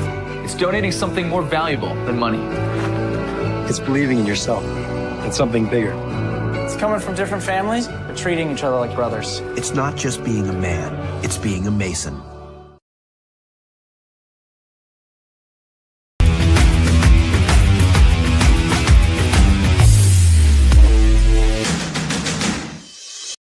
We encourage you to subscribe to our YouTube channel, IndianaSRN.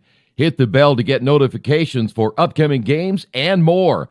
Watch as many games as you want, as many times as you want. Anderson will enter the top of the 5th inning with the lead, 3-2. They put up 2 runs in the 4th. And now we will send it down over to the coach, Keith Myers, one more time. Well, fellas, among my walking around the stadium, I found the concession stand that was open, and so I have French fries from the concession stand. The lady said they've been open since October. Delicious French fries. What even is better is when they're free, they're even better. So I'll save some for you. So get this game over with. I'll make sure you get some French fries. Now, what are the odds that Keith ends up saving us all those fries? Is he gonna eat all of them, James? I don't know. I'm not sure about that. I'm thinking the same odds that we're going to start this next game on time at 3:30 as we're already past 2 o'clock here, and it looks like we might have a little bit of a longer day. You might be able to go get some French fries soon after this game. I'll have to wait till after the second game, too. French fries do sound good, I tell you that. Any concession stands food sounds pretty solid to me, I do say. The Ravens were able to get 2 runs in the bottom half of the 4th inning there. And one of the things that they were doing early on is they were getting guys on base, but they weren't converting. They left 2 guys on base in the 1st inning, 2 guys on in the 2nd inning, and 1 on base in the 3rd. So even though they left 2 guys on there, at least they were still able to get a couple more runs off the plate and start to capitalize on all the base runners they were getting. First batter up for Hanover is Sam Perkins to start this 5th inning. Henderson still out there for the Ravens.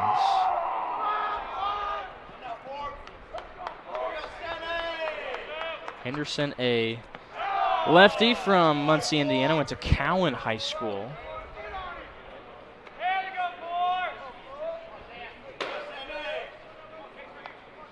Last appearance for Henderson was in a win against Transylvania. A 4-3 conference victory. Went 4 innings. Gave up just 2 runs. And that is the case here. That was a big appearance, too, because Transylvania was one of the teams that just missed the cut to be in this tournament. Oh, would you look at that? We got French fries up in the booth. Perkins works the walk. Leadoff walk given up by Henderson, and now the top of the order coming up for Hanover. Stepping to the plate for the Panthers, center fielder number 5. Second walk issued by Henderson. And now the leadoff hitter, Littlefield, comes to the plate looking for his first hit. He's 0 for 2. In both of his previous at-bats, he grounded it to the second baseman. As it looks like Anderson has adjusted their defense accordingly so, as they now have the shortstop playing over almost behind second base. And the second baseman is way deep in the hole. Littlefield, a solid senior center fielder, is now down 0-2. Slightly shakes his head after that pitch. Nabs a piece of the outside corner.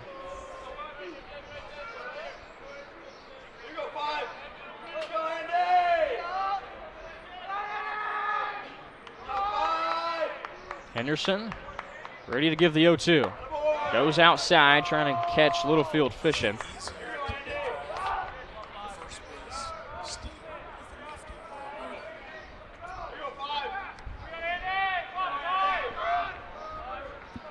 Lefty. 1-2 count now to Littlefield. Runs inside. Nice nab behind the plate by Downham. Perkins on base is 3 for 3 in his steal attempts, but does have the lefty Henderson to work with. And so he is not getting his usual lead over there at first base. Henderson has shown Here's he has a a shot good move. by Littlefield. At the track, going back is the right fielder, and he makes the catch just a few steps in front of the wall. Perkins got back to first base as the throw came in. It got away from the second baseman, Vickery. He's thinking about heading to second base, but he will halt things at first with Alex Christie now coming up. Littlefield gave that one a ride. That one was just way back at the track. Looked like the right fielder there could touch the wall as he caught that ball. That's a couple now that we've seen be right up at the right field track. It looks like the ball isn't quite flying as well down the right field line as it is down the left field line. Much farther distance to travel there in right center. It's 369 over the head of the right fielder out there in Jake Stank. Meanwhile, Casas Jr. is playing much deeper. He's about 3 steps in front of the warning track in left field. That has to frustrate the left-handed hitters. Most ballparks are typically the opposite. They're typically deeper in left field because you have more right-handed hitters. Also, the wind is, when it is blowing, it's just slightly, we can see the flag, it's blowing out towards the left field line. So it's 1 out and 1-1 to Christie. Check swing. Umpire says he went around. Good changeup there by Henderson. That's what he's going to have to do against Christie. Keep him on his toes. But of course we know the slightest mistake could be costly.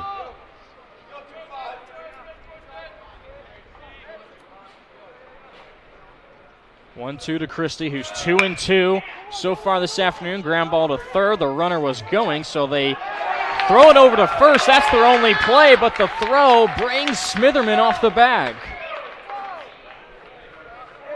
Error on the third baseman, Connor Gordon. And so now Hanover, they're starting to cook with a little something. 2 men on and 1 out. Gordon looked like he just didn't get that ball out of his glove well. He did a good job fielding it, but then maybe took an extra half a step on the crow hop, and then as a result, the throw went wide towards the first baseman. The first baseman had to come off and just catch that ball to make sure nobody else went anywhere, and in the process couldn't get back to get Christie out at first. First pitch swinging, and it's popped up. Smitherman, plenty of room. 1 pitch, 1 out. Charlie Burton with a quick seat. So a big out picked up there by Henderson. Burton wishes he could have that ball back. That was a good pitch by Henderson out on the outside part of the plate, but did catch some of the plate. It's one of the rare mistakes that we've seen from Henderson that these Panther hitters really haven't taken advantage of. Burton looked frustrated with himself as he went back to the dugout. And Burton's had a pretty good game so far. Behind the plate, he had a single in the first inning and reached on an error in the third. So now Duke steps in, trying to give the lead back to the Panthers. He sees the first pitch ball.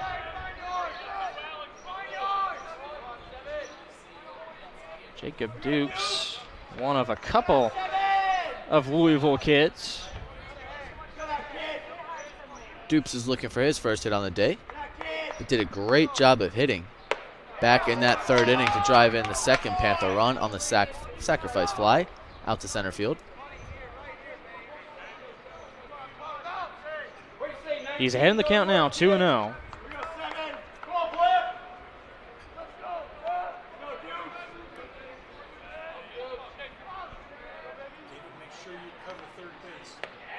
This pitch is in there for a strike. Henderson trying to battle back.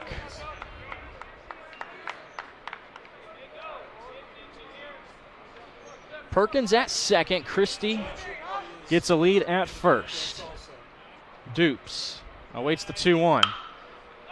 Takes a hack, sends it to right field. A couple steps in, and now making a couple of steps back is Stank. He gets a read on it and makes the catch to retire the side. No damage done. A couple of runners left on base for Hanover, and the Ravens will now bat in the bottom of the fifth with their 3-2 lead here on HCAC.TV. Entrepreneurs are often the hardest working, most beloved, and inspirational people on the planet. People who lead with heart and are fueled by passion. People like Randy, who found time while running his restaurants to put 3 adopted kids through college. Like Rebecca, who switched careers as an architect to achieve her dream of opening a music venue. And Mia, who turned an after-school hobby into an online floral empire. Entrepreneurs put the time in, lead by example, spark ideas, and impact communities, all while shaping the financial future of their families. Nearly 1 million entrepreneurs trust Heartland to provide the technology to make money, move money, manage employees, and engage customers. Because we're entrepreneurs, we're people, and we get it.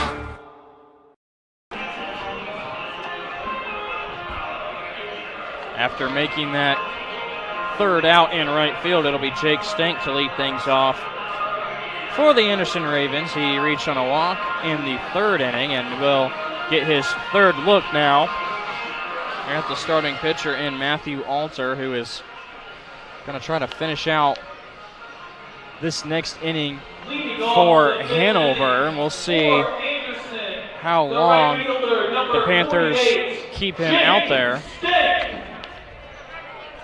Alter's already at 92 pitches through the first 4 innings. And his first pitch in this 5th inning is a bouncing ball into his catcher.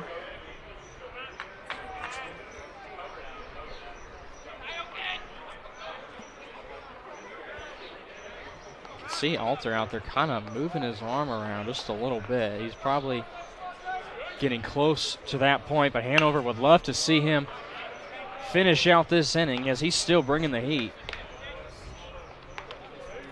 Of course, Alter's the type of guy who can throw, 110 to 120 pitches in a game, but the difference is when you're already at over 90 through the first 4 innings, that's a lot of high-stress pitches. So if you throw that many through 6 or 7 innings, it's a lot easier than doing it through 4 when there's constantly people on base and you're throwing everything you have out of the stretch.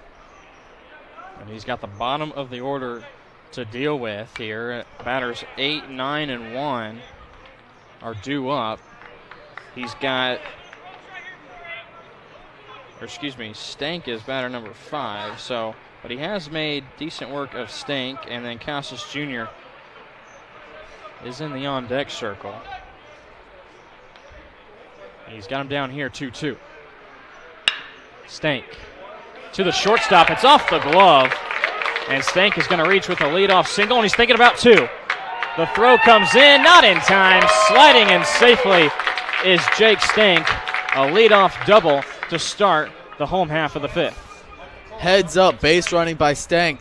Hits the ball hard to the shortstop, just past the outreached glove of Daneman. And because that ball actually hit off the tip of his glove, it kind of trickled into left field, and that gave Stank the opportunity to hustle into second base.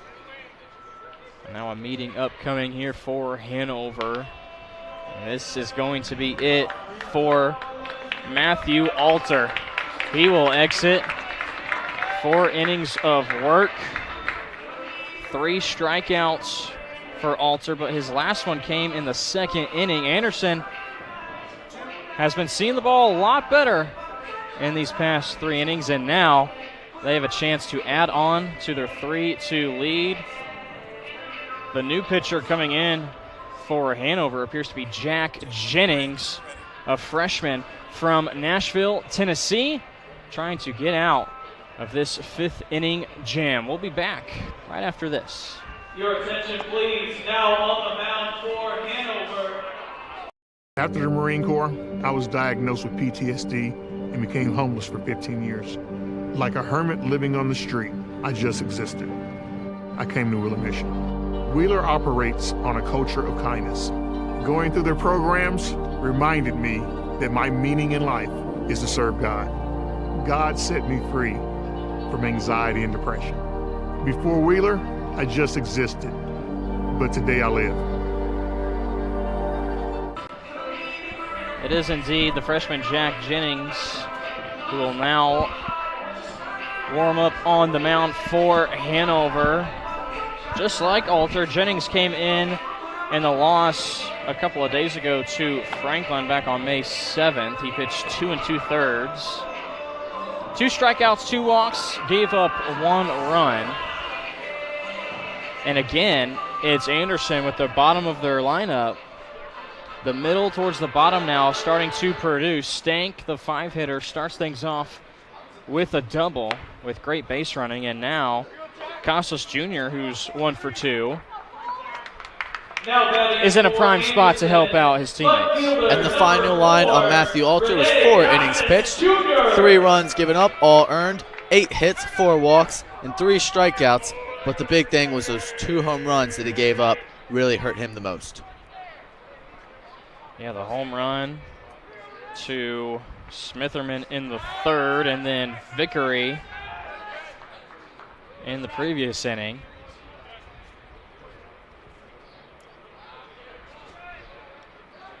Alter is responsible for the runner on base, Stank. If Stank were to score, that run would go on him. Casas with a nice hard hit bunt to the 3rd baseman, and that'll easily move Stank over to 3rd base. Sack bunt. Nicely done by Irene Casas Jr. Stepping to the plate for the Ravens, designated hitter. Beautiful job of playing small ball there. Off the bat of Casas Jr. Delivers the bunt right where you want it, down the 3rd base. And it draws the 3rd baseman in. And Stank is easily able to get over to 3rd. And now the DH, Brady Reed. 2 at-bats, 2 laser fly balls to left field.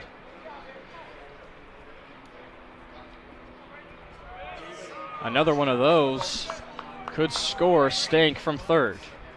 Jennings, first pitch swinging. This time he'll send it to center field. Underneath it, making the catch. Runner goes. Here comes the throw into home plate. It won't be in time. Sacrifice fly made by Brady Reed, and the Ravens now lead 4-2. You mentioned it's just a beautiful job of hitting from Reed. Not trying to do too much with it, recognizing that he's got a runner on 3rd with less than 2 outs. All he has to do is just get that ball into the air, out to the outfield, and that's exactly what he does. And that's an easy RBI.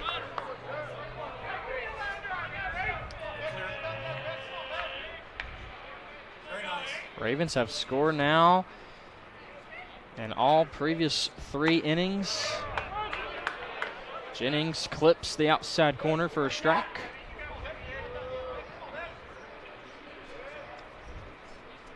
Vickery batted in that last inning. Home run over that left field wall. Another strike on the outside corner.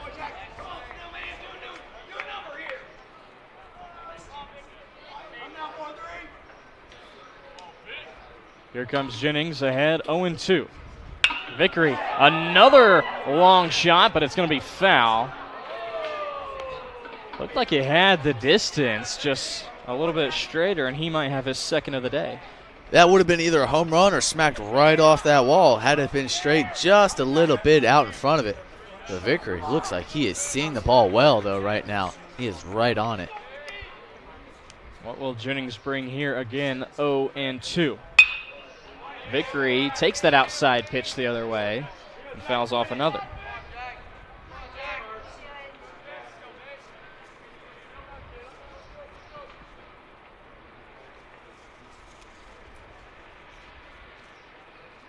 Again, the 0-2. Upstairs.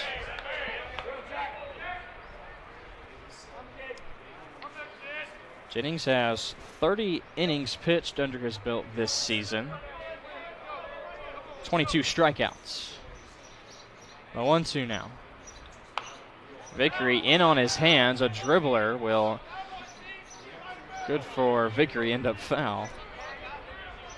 That was a breaking ball from Jennings that might have hit off the knob of the bat from Vickery. That ball had a lot of English to it. It looked like it was going to originally stay fair, and it started rolling foul. Vickery making Jennings work a little bit for it. Setting up outside. Vickery gets a piece of it.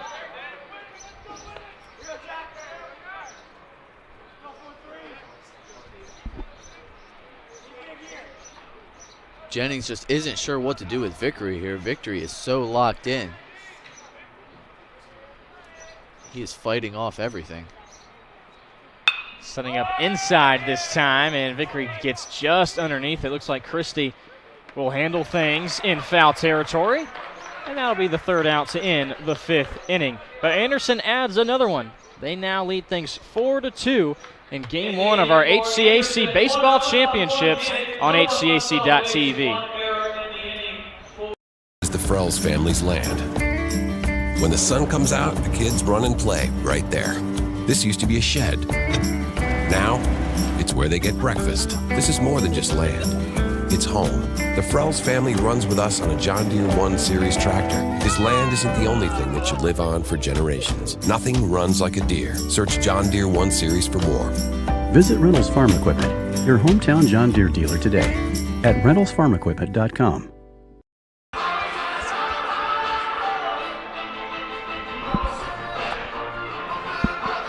Send things down onto the field with Coach Keith Myers. He's with a familiar friend from Hanover.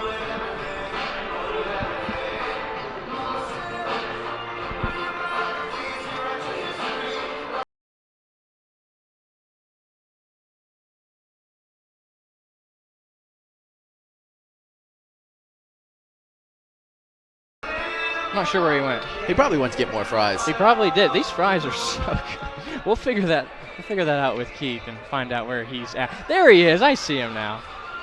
Leading off the sixth inning for Hanover, the designated hitter, number 26. Well, I see him, but I can't hear him. Yeah, we'll try to get that figured out here soon with Keith. Send that back over to him when we know we'll be able to hear his amazing voice. A voice that you will hear. Yeah, he's probably looking for popcorn. That's what producer Jerry says. Or more fries, like James said.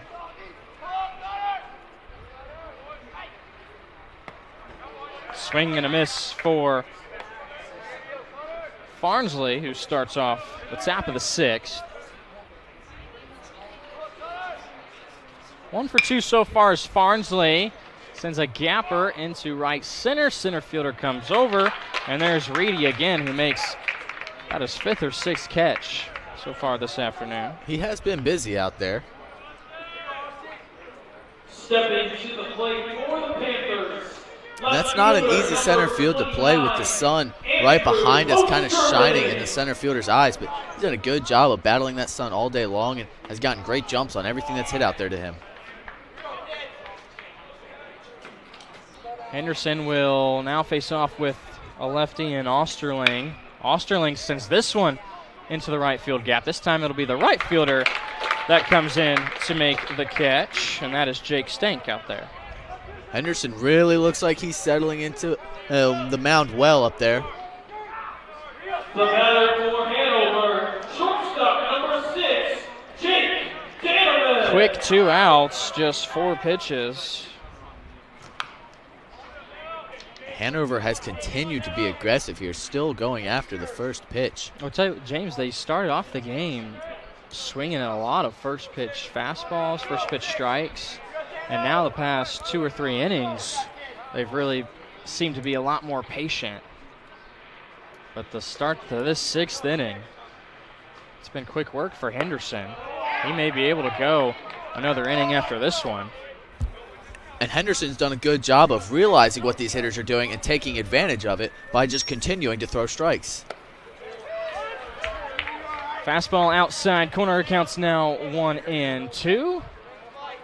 And so now with confidence, I think we can send it over to the coach, Keith Myers, as we see a single go into left field. Now, right now is the head coach of Rose Holman. He had a nice little bus drive up. Yeah, we hit some traffic, and we're going the wrong direction for about 10 miles, but we got here, so it was all good. Maybe that's an omen. Maybe that's a good luck ride, and you may have to make that ride again tomorrow morning. It was definitely something, so we'll see how today goes and then kind of figure it out from there. Talk a little bit about your ball club. Pretty good ball club. This is a really tight tournament with 1 and 5 are really good and close ball clubs together. Yeah, it's a really competitive league, and I think you've seen that throughout the season with some of the results and just kind of the back and forth. But I like our group. We're really competitive. Got a lot of seniors that are playing for us, so I think we're ready to come out here and compete at a high level and hopefully have a good weekend. We hope you have a lot of luck and hope to see you on Saturday or Sunday and maybe get a coach's interview. Yeah, that'd be great. Every day is a different day. You got to show up and play. Like you said, it's really competitive, so one game at a time, but hopefully we're here at the end. A lot of people watching it on HCTV too. That helps as well. Yeah, it's just great to have the exposure for a Division III tournament like this, to have the production you guys are putting on and just helping promote Division III baseball in this conference is fantastic. So thank you for what you're doing. Well, thank you very much, Coach. Good luck to you. Back to you guys. Thanks so much, Keith. With the Rolls Holman head coach, their game coming up right after this one against Earlham. The Fighting Engineers earning the 3 seed in this year's tournament. The winner of this game will take on number 1 Franklin. The Grizzlies playing in the late game tonight, awaiting the winner of this one. Hanover trying to fight back in it. They got Raudebusch up in a 3-1 count. And Danneman on at first base.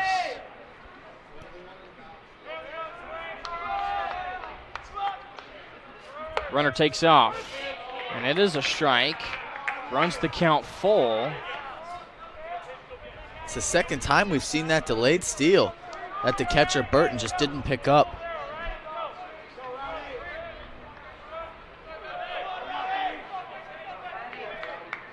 Excuse me, that was Downham. Yeah, Downham behind the plate. Looked like he wanted to throw it, but opted not to. Still a chance here for Henderson to sit down the side. It runs in on the hands of Raudebusch, and he's able to fight it off.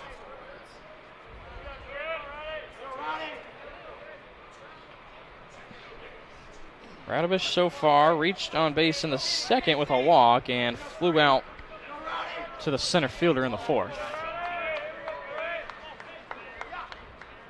Runner takes off again, but it's a called third strike looking.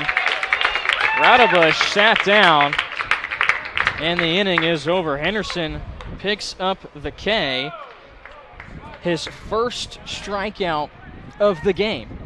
And in a big spot, too, the Ravens are up 4-2 heading to the bottom of the 6th.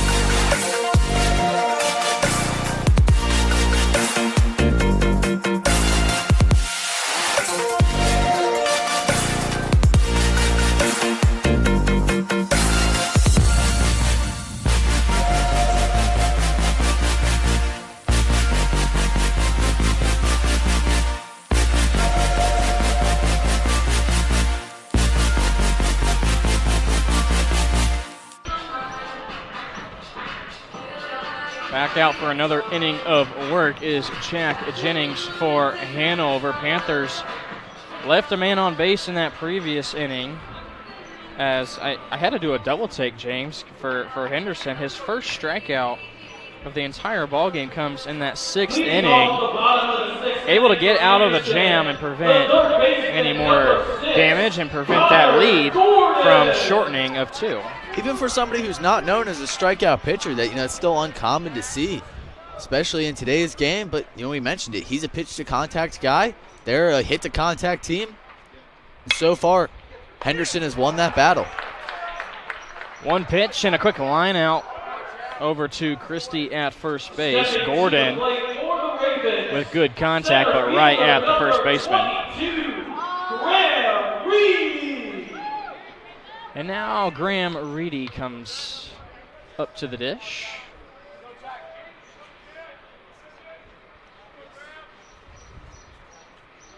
Reedy 1 for 3. His last at-bat.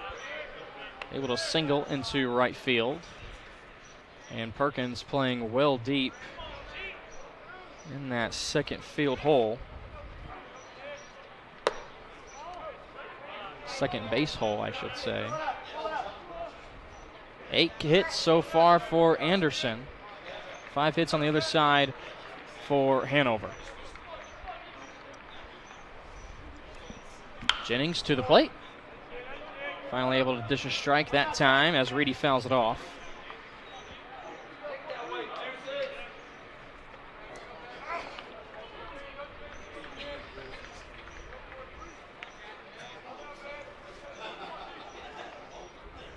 Reedy this time puts one in play.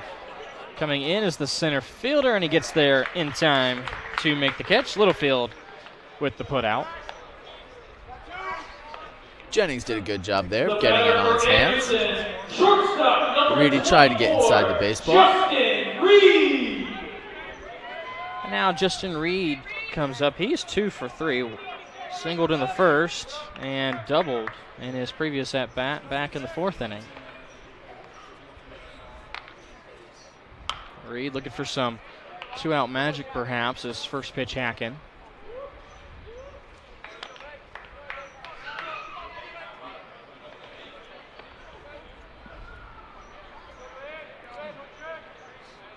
Reed doubled in his last at-bat.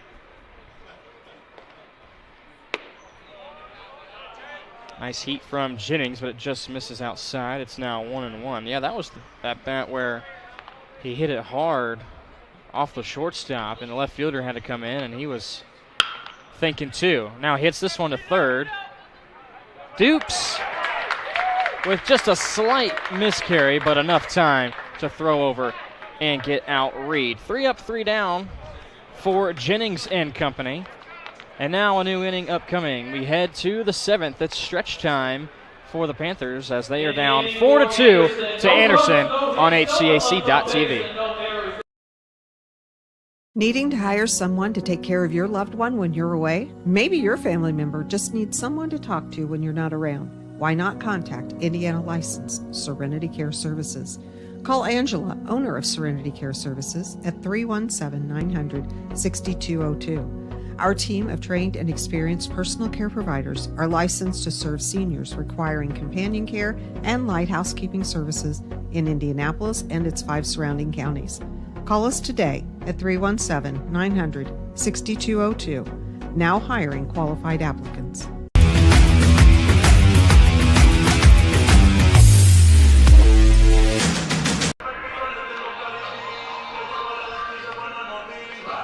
There's the score. Anderson leads things 4-2 over Hanover. This is game 1 of the HCAC Baseball Championships on HCAC.TV, powered by IndianaSRN, alongside James Andrews.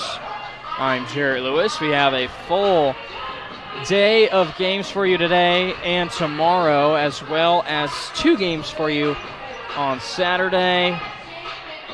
Super excited about the play that we've been able to see out of the Heartland Conference. We began things back in the football season, got to do some basketball and volleyball games as well, and now able to check out a very close, competitive Heartland Conference, these 5 teams that we're going to be able to see over the next 3 days are going to give us some pretty good Division III baseball. These guys are going to give us some great action. And, a lot of these Division III teams, they can compete with just about anybody in the country outside of, that tippy top of the elite Division I teams.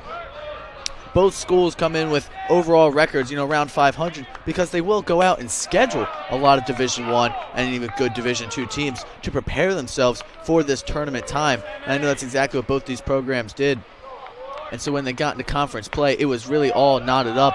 As we mentioned, Anderson only had 1 game advantage over Hanover coming into this game. You take a look at the schedule and this goes for any team at any level. You usually start off with just teams that you can put into your schedule. They could be in-state, they're mostly out of state. And then the second half of the season, you get, of course, mostly conference play. This conference playing usually 2 game days, back-to-back double headers. For Anderson, they've won 3 out of their last 5, 2 out of their last 3. Fly ball into center field, and again, it's Reedy with another put out. Perkins is sat down. Now batting for the Panthers, center fielder number 5. Their last conference opponent was against Transylvania, that being Anderson. They lost the first game, but ended up splitting that series, winning the second game back on May 8th, 4-3.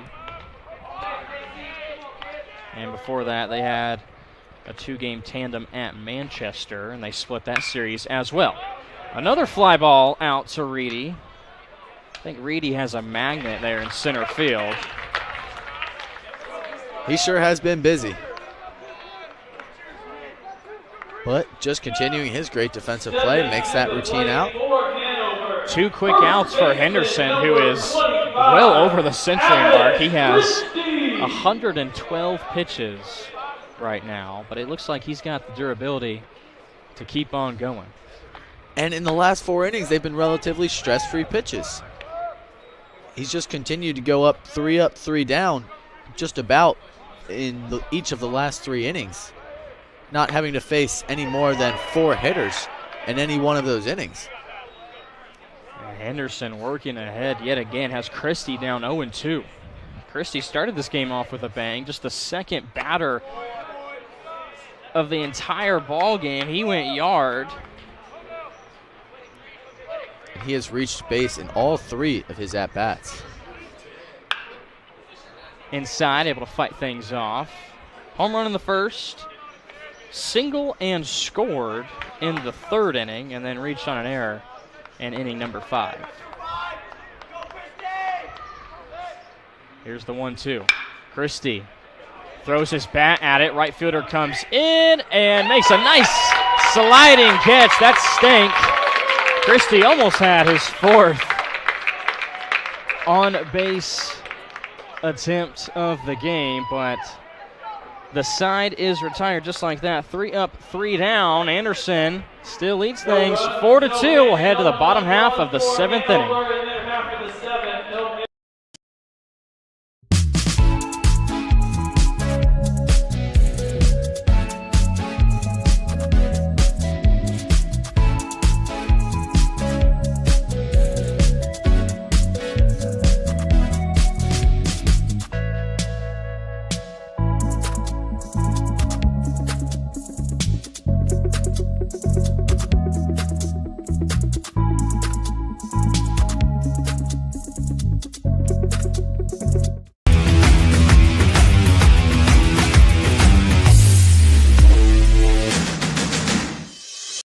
We encourage you to subscribe to our YouTube channel, IndianaSRN. Hit the bell to get notifications for upcoming games and more. Watch as many games as you want, as many times as you want. Here's a good look at the crowd here at Kokomo Municipal Stadium. Game 1 of this HCAC baseball tournament. More fans have been filing in as this game has gone on. We have one game coming up right after this one with Earlham and Rolls-Holman going at it. And then later tonight, the number 1 seed Franklin awaits the winner of this game. We thank you so much for tuning in, however you may be watching it, whether it's on our website, IndianaSRN.org, also HCAC.tv, and also our YouTube channel. Make sure you subscribe, hit that notification bell. You always know when we're going live. Again, 3 games for you today, 3 tomorrow, and 2 on Saturday. You can see all of the games on demand, too. So if you're one of these teams, you win this game, you head in tomorrow, you can even go back on demand and, check out some film. See what went right and what went wrong. Smitherman fouls this one straight back. Hits the roof right above us.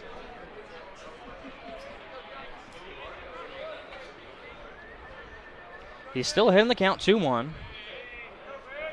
Working against Jennings. Outside corner, Smitherman, he was ready for it, just missed it. Smitherman has also reached base all 3 times that he has been up, similar to Christie.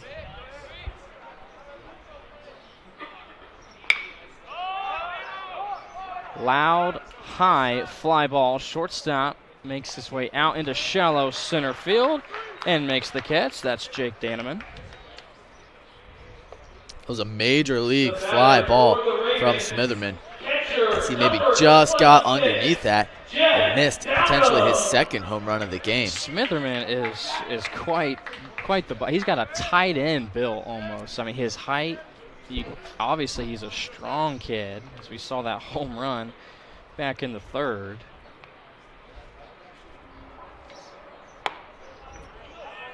And now the cleanup hitter, Jed Dowman, steps in, 0 for 3.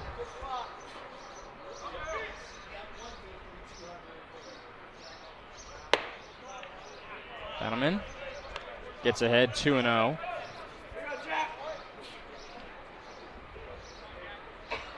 Hanover right now on a 4-game losing streak.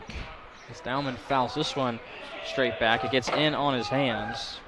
They played a doubleheader against Franklin at home last Saturday. Dropped both games 6-9 and then 6-11. Had 2 games against DePaul get canceled on May 1st.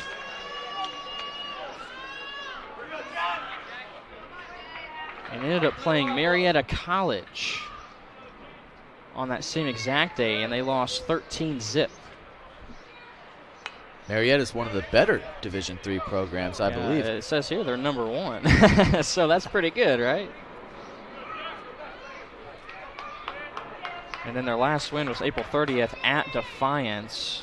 They split that doubleheader with the Yellow Jackets. Dowman runs the count full, 3-2.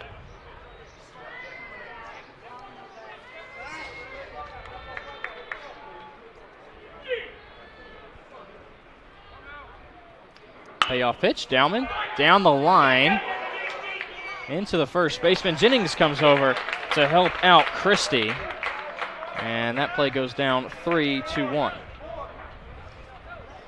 It was a great job by the first baseman, Christie, there to knock that ball down and keep it in front. Like I mentioned several times today, the ball has some serious hop on it off the turf. But especially when you're over there at first base, you don't necessarily have to field it cleanly. You only have to just knock it down and then flip it over to your pitcher. First pitch swinging, Stank to left field. Another home run for the Ravens. A no-doubter off the bat of Jake Stank. And Anderson University jumps out to a 5-2 lead. Stank jumped all over that pitch from Jennings and gives the Ravens an extra insurance run here in the bottom of the 2nd inning. And just like some of the first couple home runs, that ball just sailed out of here into left field. There really wasn't any question about that one either.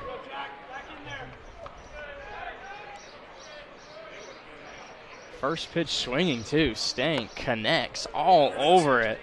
Another look at it. Let's take another look at this. Full extension, and it helps out. We've seen a couple of balls, James. When we see them off the bat of these righties going into left field, and we're thinking, okay, that one's got a chance, and the wind helps out a lot. It's blowing out a little bit more now towards left field. But some of the balls coming off of the lefties, when they hit it to right field, they sound louder and they look like they have potential, but they just die, and it's a much farther area out there in right center field. It does, and like the first ball that Christie hit, that was a home run. I wasn't even positive if that ball was going off the bat, but we saw it travel, and that's the same thing we've seen today. Everything over in left field has just continued to travel. Casas Jr. opposite field hitting well deep into the left field gap. Center fielder finally tracks it down. It's a stand-up double for Rene Casas Jr., and he has his second hit of the ball game. He went opposite field there, understanding the theme. The ball's traveling well to left field. But back to your point, it's absolutely true that even the dimensions, they may be a little bit farther to right field, we're just not seeing the ball travel that way as the wind looks like it's picking up here. The left field flagpoles are starting to be a little bit more active. Yeah, the wind was almost not a factor in the previous couple of innings, but now in this inning we can especially see the flag starting to move a lot more. That pitch runs in on Brady Reed. And our meteorologist is letting me know that we're starting to get wind gusts averaging 14 miles per hour now, and even getting some gusts up to 20-25 miles per hour. Is Keith Myers your meteorologist? Did he give you that information? He did. He's usually pretty good about that stuff. So it appears we have a pinch runner here. Number 45, Colin Baer for Anderson, the outfielder, will come in to run. I do weather very well, don't I? Yep, that's why we bring you along. Thanks, everybody. Your attention, please. Pitch running for Anderson, number Yeah, it is Baer that checks Colin in. Baer. He's going to pitch run for Casas Jr. And Baer may end up finishing out this game in left field. Reed on the day, 2 flyouts to left field and a sac fly in the 5th inning.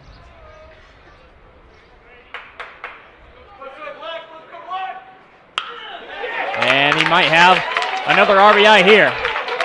Rounding third, Baer is coming home. The throw is not going to be there. It's cut off by the pitcher. RBI single picked up for the designated hitter, Brady Reed. And all of a sudden, the Ravens lead things 6-2. Now batting for Anderson. Good piece of hitting there from Brady Reed. And the decision to bring in Baer to pinch run appears to be a good one, as he was able to easily round third and come home to score. Perhaps the coaches want to talk about maybe interference on that last play? Not quite positive. But the Hanover bench is upset about something. We even saw the pitcher, Jack Jennings, having the first word with the home plate umpire.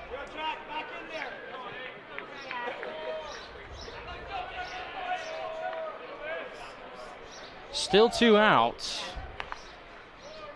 Hanover looking for one more out to get out of this inning. They've already given up a 2 spot. Jack Jennings starts things off with a first pitch strike to Stephen Vickery. Vickery is 1 for 3, but has put together some of the better at-bats so far on the day. He's not the guy you want to lose focus to.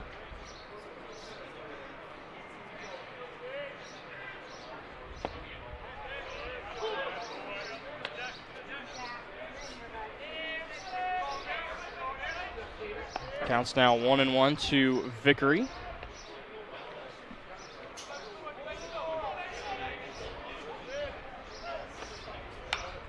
Vickery, jam shot, bounces in foul territory.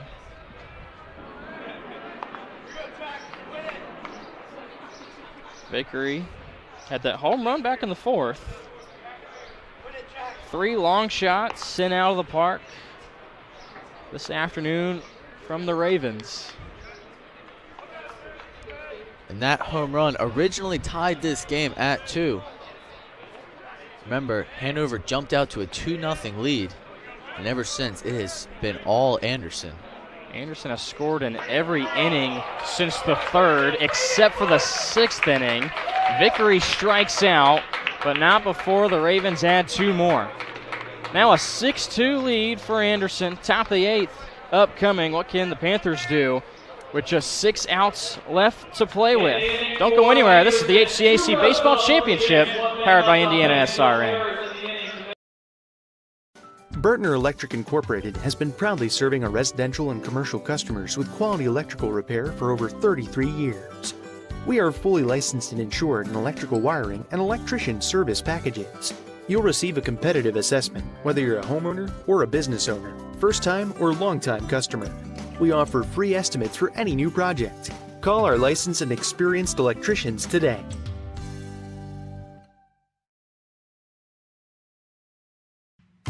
Can't make it to the game? We've got your back. Just go to www.IndianaSRN.org and tune in to all of the live action, or go to our on-demand service and relive your favorite moments.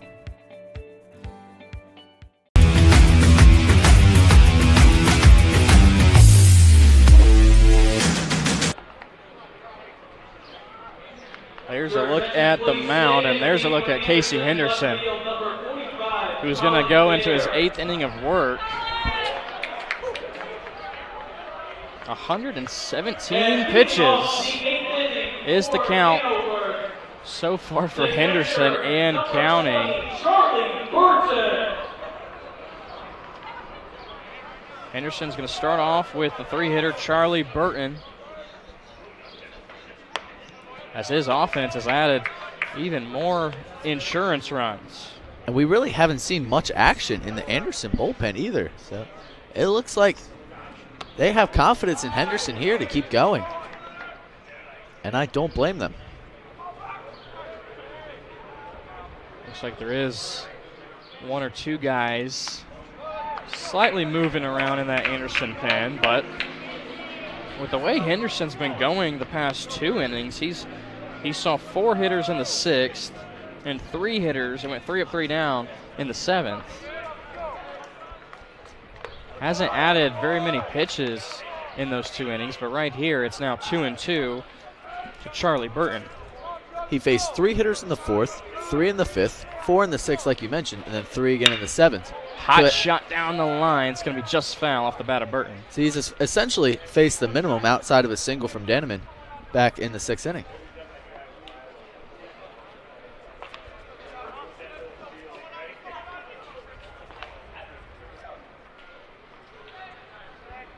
Another 2-2 from the lefty, Burton. This one's in play to the shortstop. A couple steps back, the throw, and they call him safe. Smitherman, it appears, may have pulled his left foot right off the bag as the throw came in. A great throw from the shortstop, Justin Reed, all the way back into the hole, and fires a strong throw over to the first baseman. But Smitherman just came off the base looking to stretch. And I think had he stayed on there, they would have had him out at first. Hard hit from Burton, and it backed up Reed a couple of steps. And now Henderson will work from the stretch. First pitch swinging is Dupes. Can of corn in right field for Stank. Stepping to the plate for the Panthers, designated hitter number 26. One pitch, 1 out. And now Connor Farnsley steps back in. Now we see dual action in the Anderson bullpen. 1 for 3 days so far for Farnsley, as James said, 2 righties up in the pen for the Ravens. Almost got him at first. Good move by Henderson. That's the first time we've seen one of the better moves from Henderson. He hasn't really felt the need to throw over there too much today. But that was a quick throw over. Coming to the plate this time, another pop-up into the outfield. It'll be the right fielder, Stank, coming in to make the catch. Hat flies off as he calls off the second baseman, Vickery. Good job by Stank to run in and take charge of that ball. That would have been a really tough play for Vickery, even though it looked like he may have been able to get back there, but a much easier play for Stank running in, and he makes the athletic play to go and catch that baseball.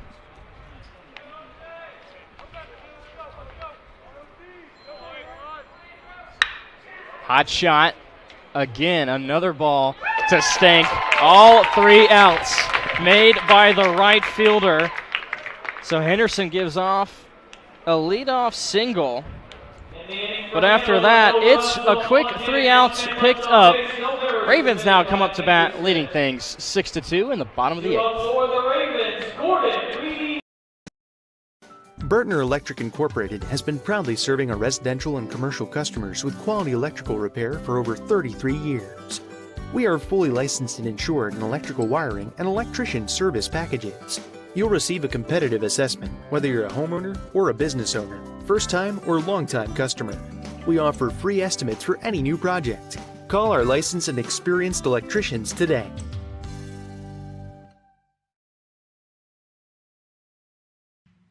Can't make it to the game? We've got your back. Just go to www.IndianaSRN.org and tune in to all of the live action, or go to our on-demand service and relive your favorite moments.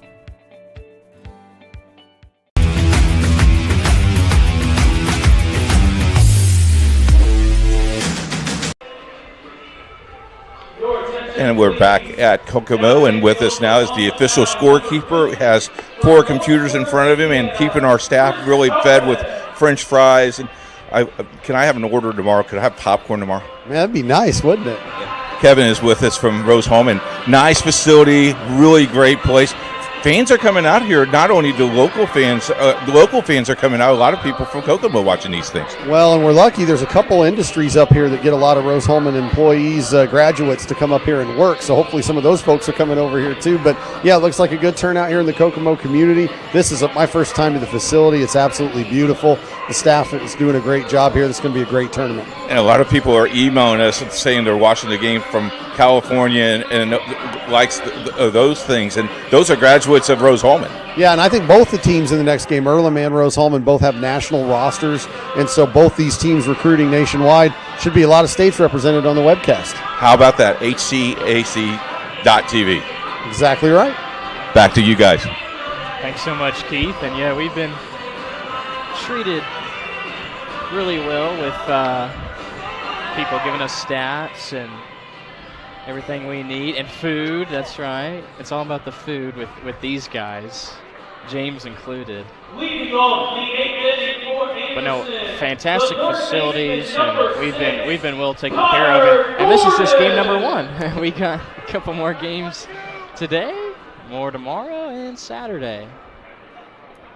So we will be treated very well. Meanwhile, there is a pitching change for the Panthers. Chris Hotman is a righty from Lawrenceburg, Indiana. He will be tasked with this 8th inning for Hanover, and he'll begin things working the number 9 hitter in Connor Gordon.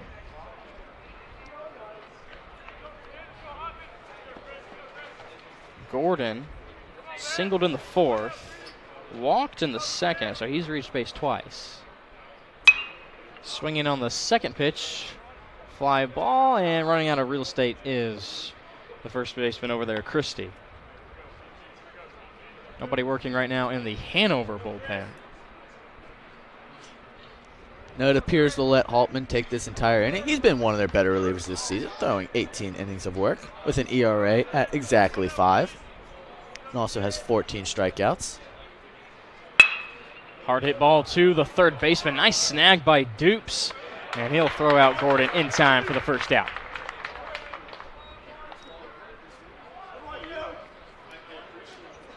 Dupes had a couple of balls eat him up earlier, but that one, now he's starting to adjust to this turf. Did a great job of fielding that tough hop. Fired on over to first. Back to the top of the order with Graham Reedy. Reedy with a 1-for-4 day. Singled and scored in the 4th inning. First pitch swinging, a line drive, and he took one step over to make that catch in right field. Eric Raudebush. 1 pitch, 1 out.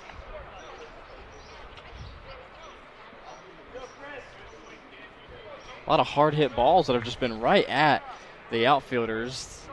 Hanover and Anderson hitters just spraying the ball all over the outfield. And also shows the pitcher's ability to kind of get the ball where they want it and not leave it out over the middle of the plate. Reed has 2 hits and 4 at-bats. His 5th at-bat will be another 1 pitch, 1 out to center field. It took just 5 pitches to get out of that inning for Botman. Quick work. We head to the top of the 9th. Hanover. This is their last inning to do something. They're down 6-2 on HCAC.TV. Becoming a licensed sports official is a great way to make a positive difference in the community and support the over 160,000 Indiana student athletes that participate across 22 IHSAA sports. Sports officiating allows you to stay connected to the game, become a role model for our young student athletes, earn extra money, and support the patrons and communities of our IHSAA member schools. To learn more about becoming a licensed IHSAA official, log on to ihsaa.org/officials today.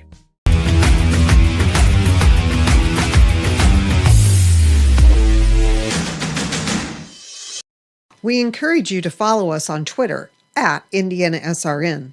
Find upcoming games, video highlights, and much more. Follow us now at IndianaSRN. Starting the 9th and perhaps final inning is Casey Henderson with a pitch count of 126, but that does not phase Henderson at all. And maybe even more surprisingly, he's done all this work with just 1 strikeout. Yeah, well, I'm going to be honest. I just wrote in Casey Henderson's final lines because I didn't expect him to come out for the 9th inning. 126 pitches, but he has been phenomenal. We talked about in the pregame how he came into the day with a 7.44 ERA, which was close to the bottom of the ranks for the Heartland Athletic Collegiate Conference. But so far, he has been masterful, giving up only 2 runs, only 1 of them earned, only walked 2 guys. He's given up 6 hits. He's just done a beautiful job of bouncing back after a couple of long innings to start the game, and now he might go for a complete game. Justin Reed throws out the speedy leadoff hitter and Jake Daneman. And coming into this game, he knew he had a tough matchup, with the other team starting pitcher, Matthew Alter, who came in at the top of the conference in ERA, but it was a little bit more of a rough day for him as he finished with 4 innings pitched, being pulled 1 batter into the 5th inning. His final line was 5 runs, 4 of those earned, 4 walks, and 3 strikeouts. So not quite the day that Matthew Alter was expecting, but for Henderson, he has given this team everything they could have hoped for and so much more. Jam shot flare into right field, falls for Eric Raudebush. Raudebush reaches base for the 2nd time, his first hit. Now batting for Hanover. If you're going to do something, it's got to be now for the Panthers. And now Raudebush helping out in the bottom of the lineup. Perkins has reached base once via walk. He's first pitch swinging.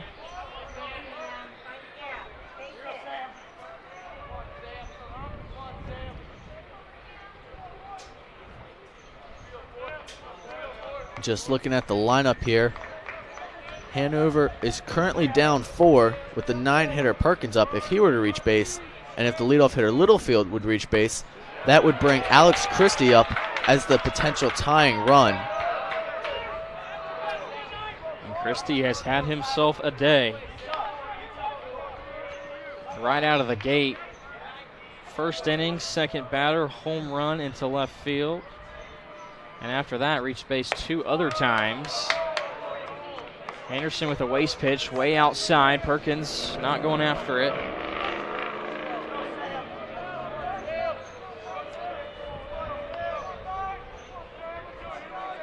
It'll be the freshman Perkins, and then the senior Littlefield, who waits on deck. 2-2 now the count.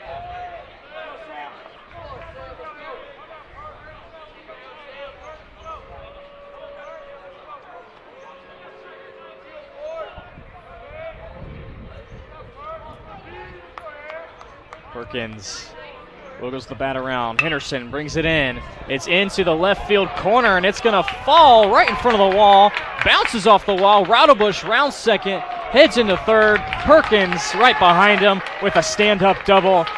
And the Panthers now starting to make a little something happen here with one out, and now the top of the lineup in Littlefield. That ball was smacked into left field, a one-hopper that hit off the left field wall. Perkins, a 9-hitter, doing a great job of turning this lineup over for the top. And now Hanover has some life here in the top half of the 9th inning. Littlefield will bat for the 5th time. That pitch is on the outside corner.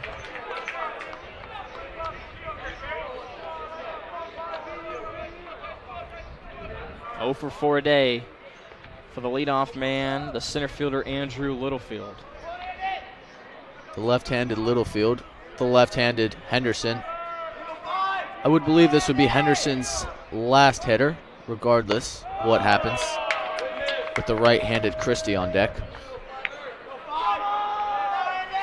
Littlefield's got like an Anthony Rizzo looking approach. He's got the bat out in front of him, real casual. Very, very relaxed in the box. Very relaxed. Here's the 1-1. It's upstairs, 2-1. Still 2 pitchers warming up in the pen for Anderson. And they are both righties, and rightfully so, as the middle of this lineup is right-handed hitters for the Panthers. Right now it's the lefty Littlefield against the lefty Henderson. That pitch finds the zone. It's now 2-2.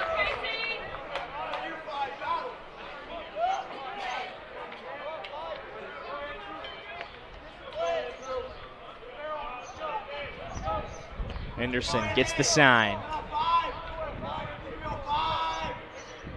Delivers the 2-2. It's outside. That's where Donham was setting up. Good hold there by Littlefield. Not to go after that chase pitch. But here we go, James. It could be coming to fruition if Littlefield reaches. Christie is the tying run on deck. The payoff. Littlefield goes after it. Off-speed pitch.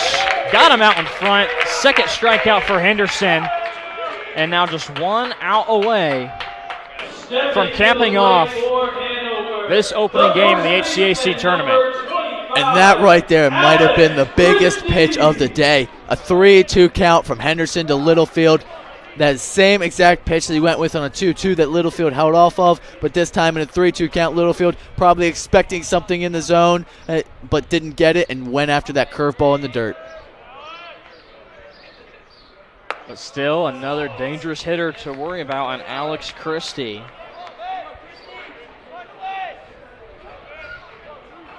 Has reached base 3 out of his 4 plate appearances. He's got 2 runners trying to bring home. Christie just needs to get on base here. Christie takes a swing. It's back in foul territory. Does Donham Could be have a play? Room? He does!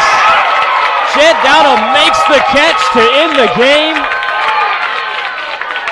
After looking to be injured, taking a ball to the neck, Downham responds, finishes the entire game, and gets the final out to seal the 6-2 victory for the Anderson University Ravens. Downham had several big plays in this game, from throwing a runner out to making several key blocks to keeping the ball in play, and then sticking with that pop-up into the sun right at the edge of the net. That ball looked like it was going to go out of play, but just drifted back, and Anderson University will move on to play Franklin later on this evening. They will indeed face off with the 1-seed Franklin Grizzlies. And now, the next game with Earlham and Rose-Hulman. We just got word will start approximately 5 minutes till 4. So about 45 minutes from now as planned. 45 minutes after the conclusion of the previous game, we will see the Quakers and the Fightin' Engineers. The Ravens down 1-0 in the opening inning, score in 3 consecutive innings 3 through 5, and they also tacked on 2 runs in the 7th. We saw a home run from Tyler Smitherman in the 3rd, home run in the 4th inning from Stephen Vickery, and also a long shot from Jake Stank in the 7th. Anderson using the long ball, but also some sacrifices that ended up giving them 6 runs put up on the board. Yeah, great job of all-around hitting. Smitherman, Stank hitting the long ball. Stank finished with 2 hits and a walk on the day. A lot of different areas you could go for a potential player of the game, but I think you have to give it to the man, Casey Henderson himself. Threw 143 pitches for the team. He earned every ounce of this ice that he's going to go get after this game. Only 2 strikeouts on the day, but only 2 walks, 1 earned run, and he just continued to battle and battle and battle all the way to the end, where he had several runners on base, but was able to go and get the guys in the heart of the order out to finish it off and throw a complete game for the Anderson Ravens. So Anderson avenges their 2 losses to Hanover earlier in this season with a victory over the Panthers 6-2, and they will now face Franklin tonight. So make sure you stick around for that game. Our next game is Earlham against Rose-Hulman. Make sure you tune in to that one right here on IndianaSRN at HCAC.TV.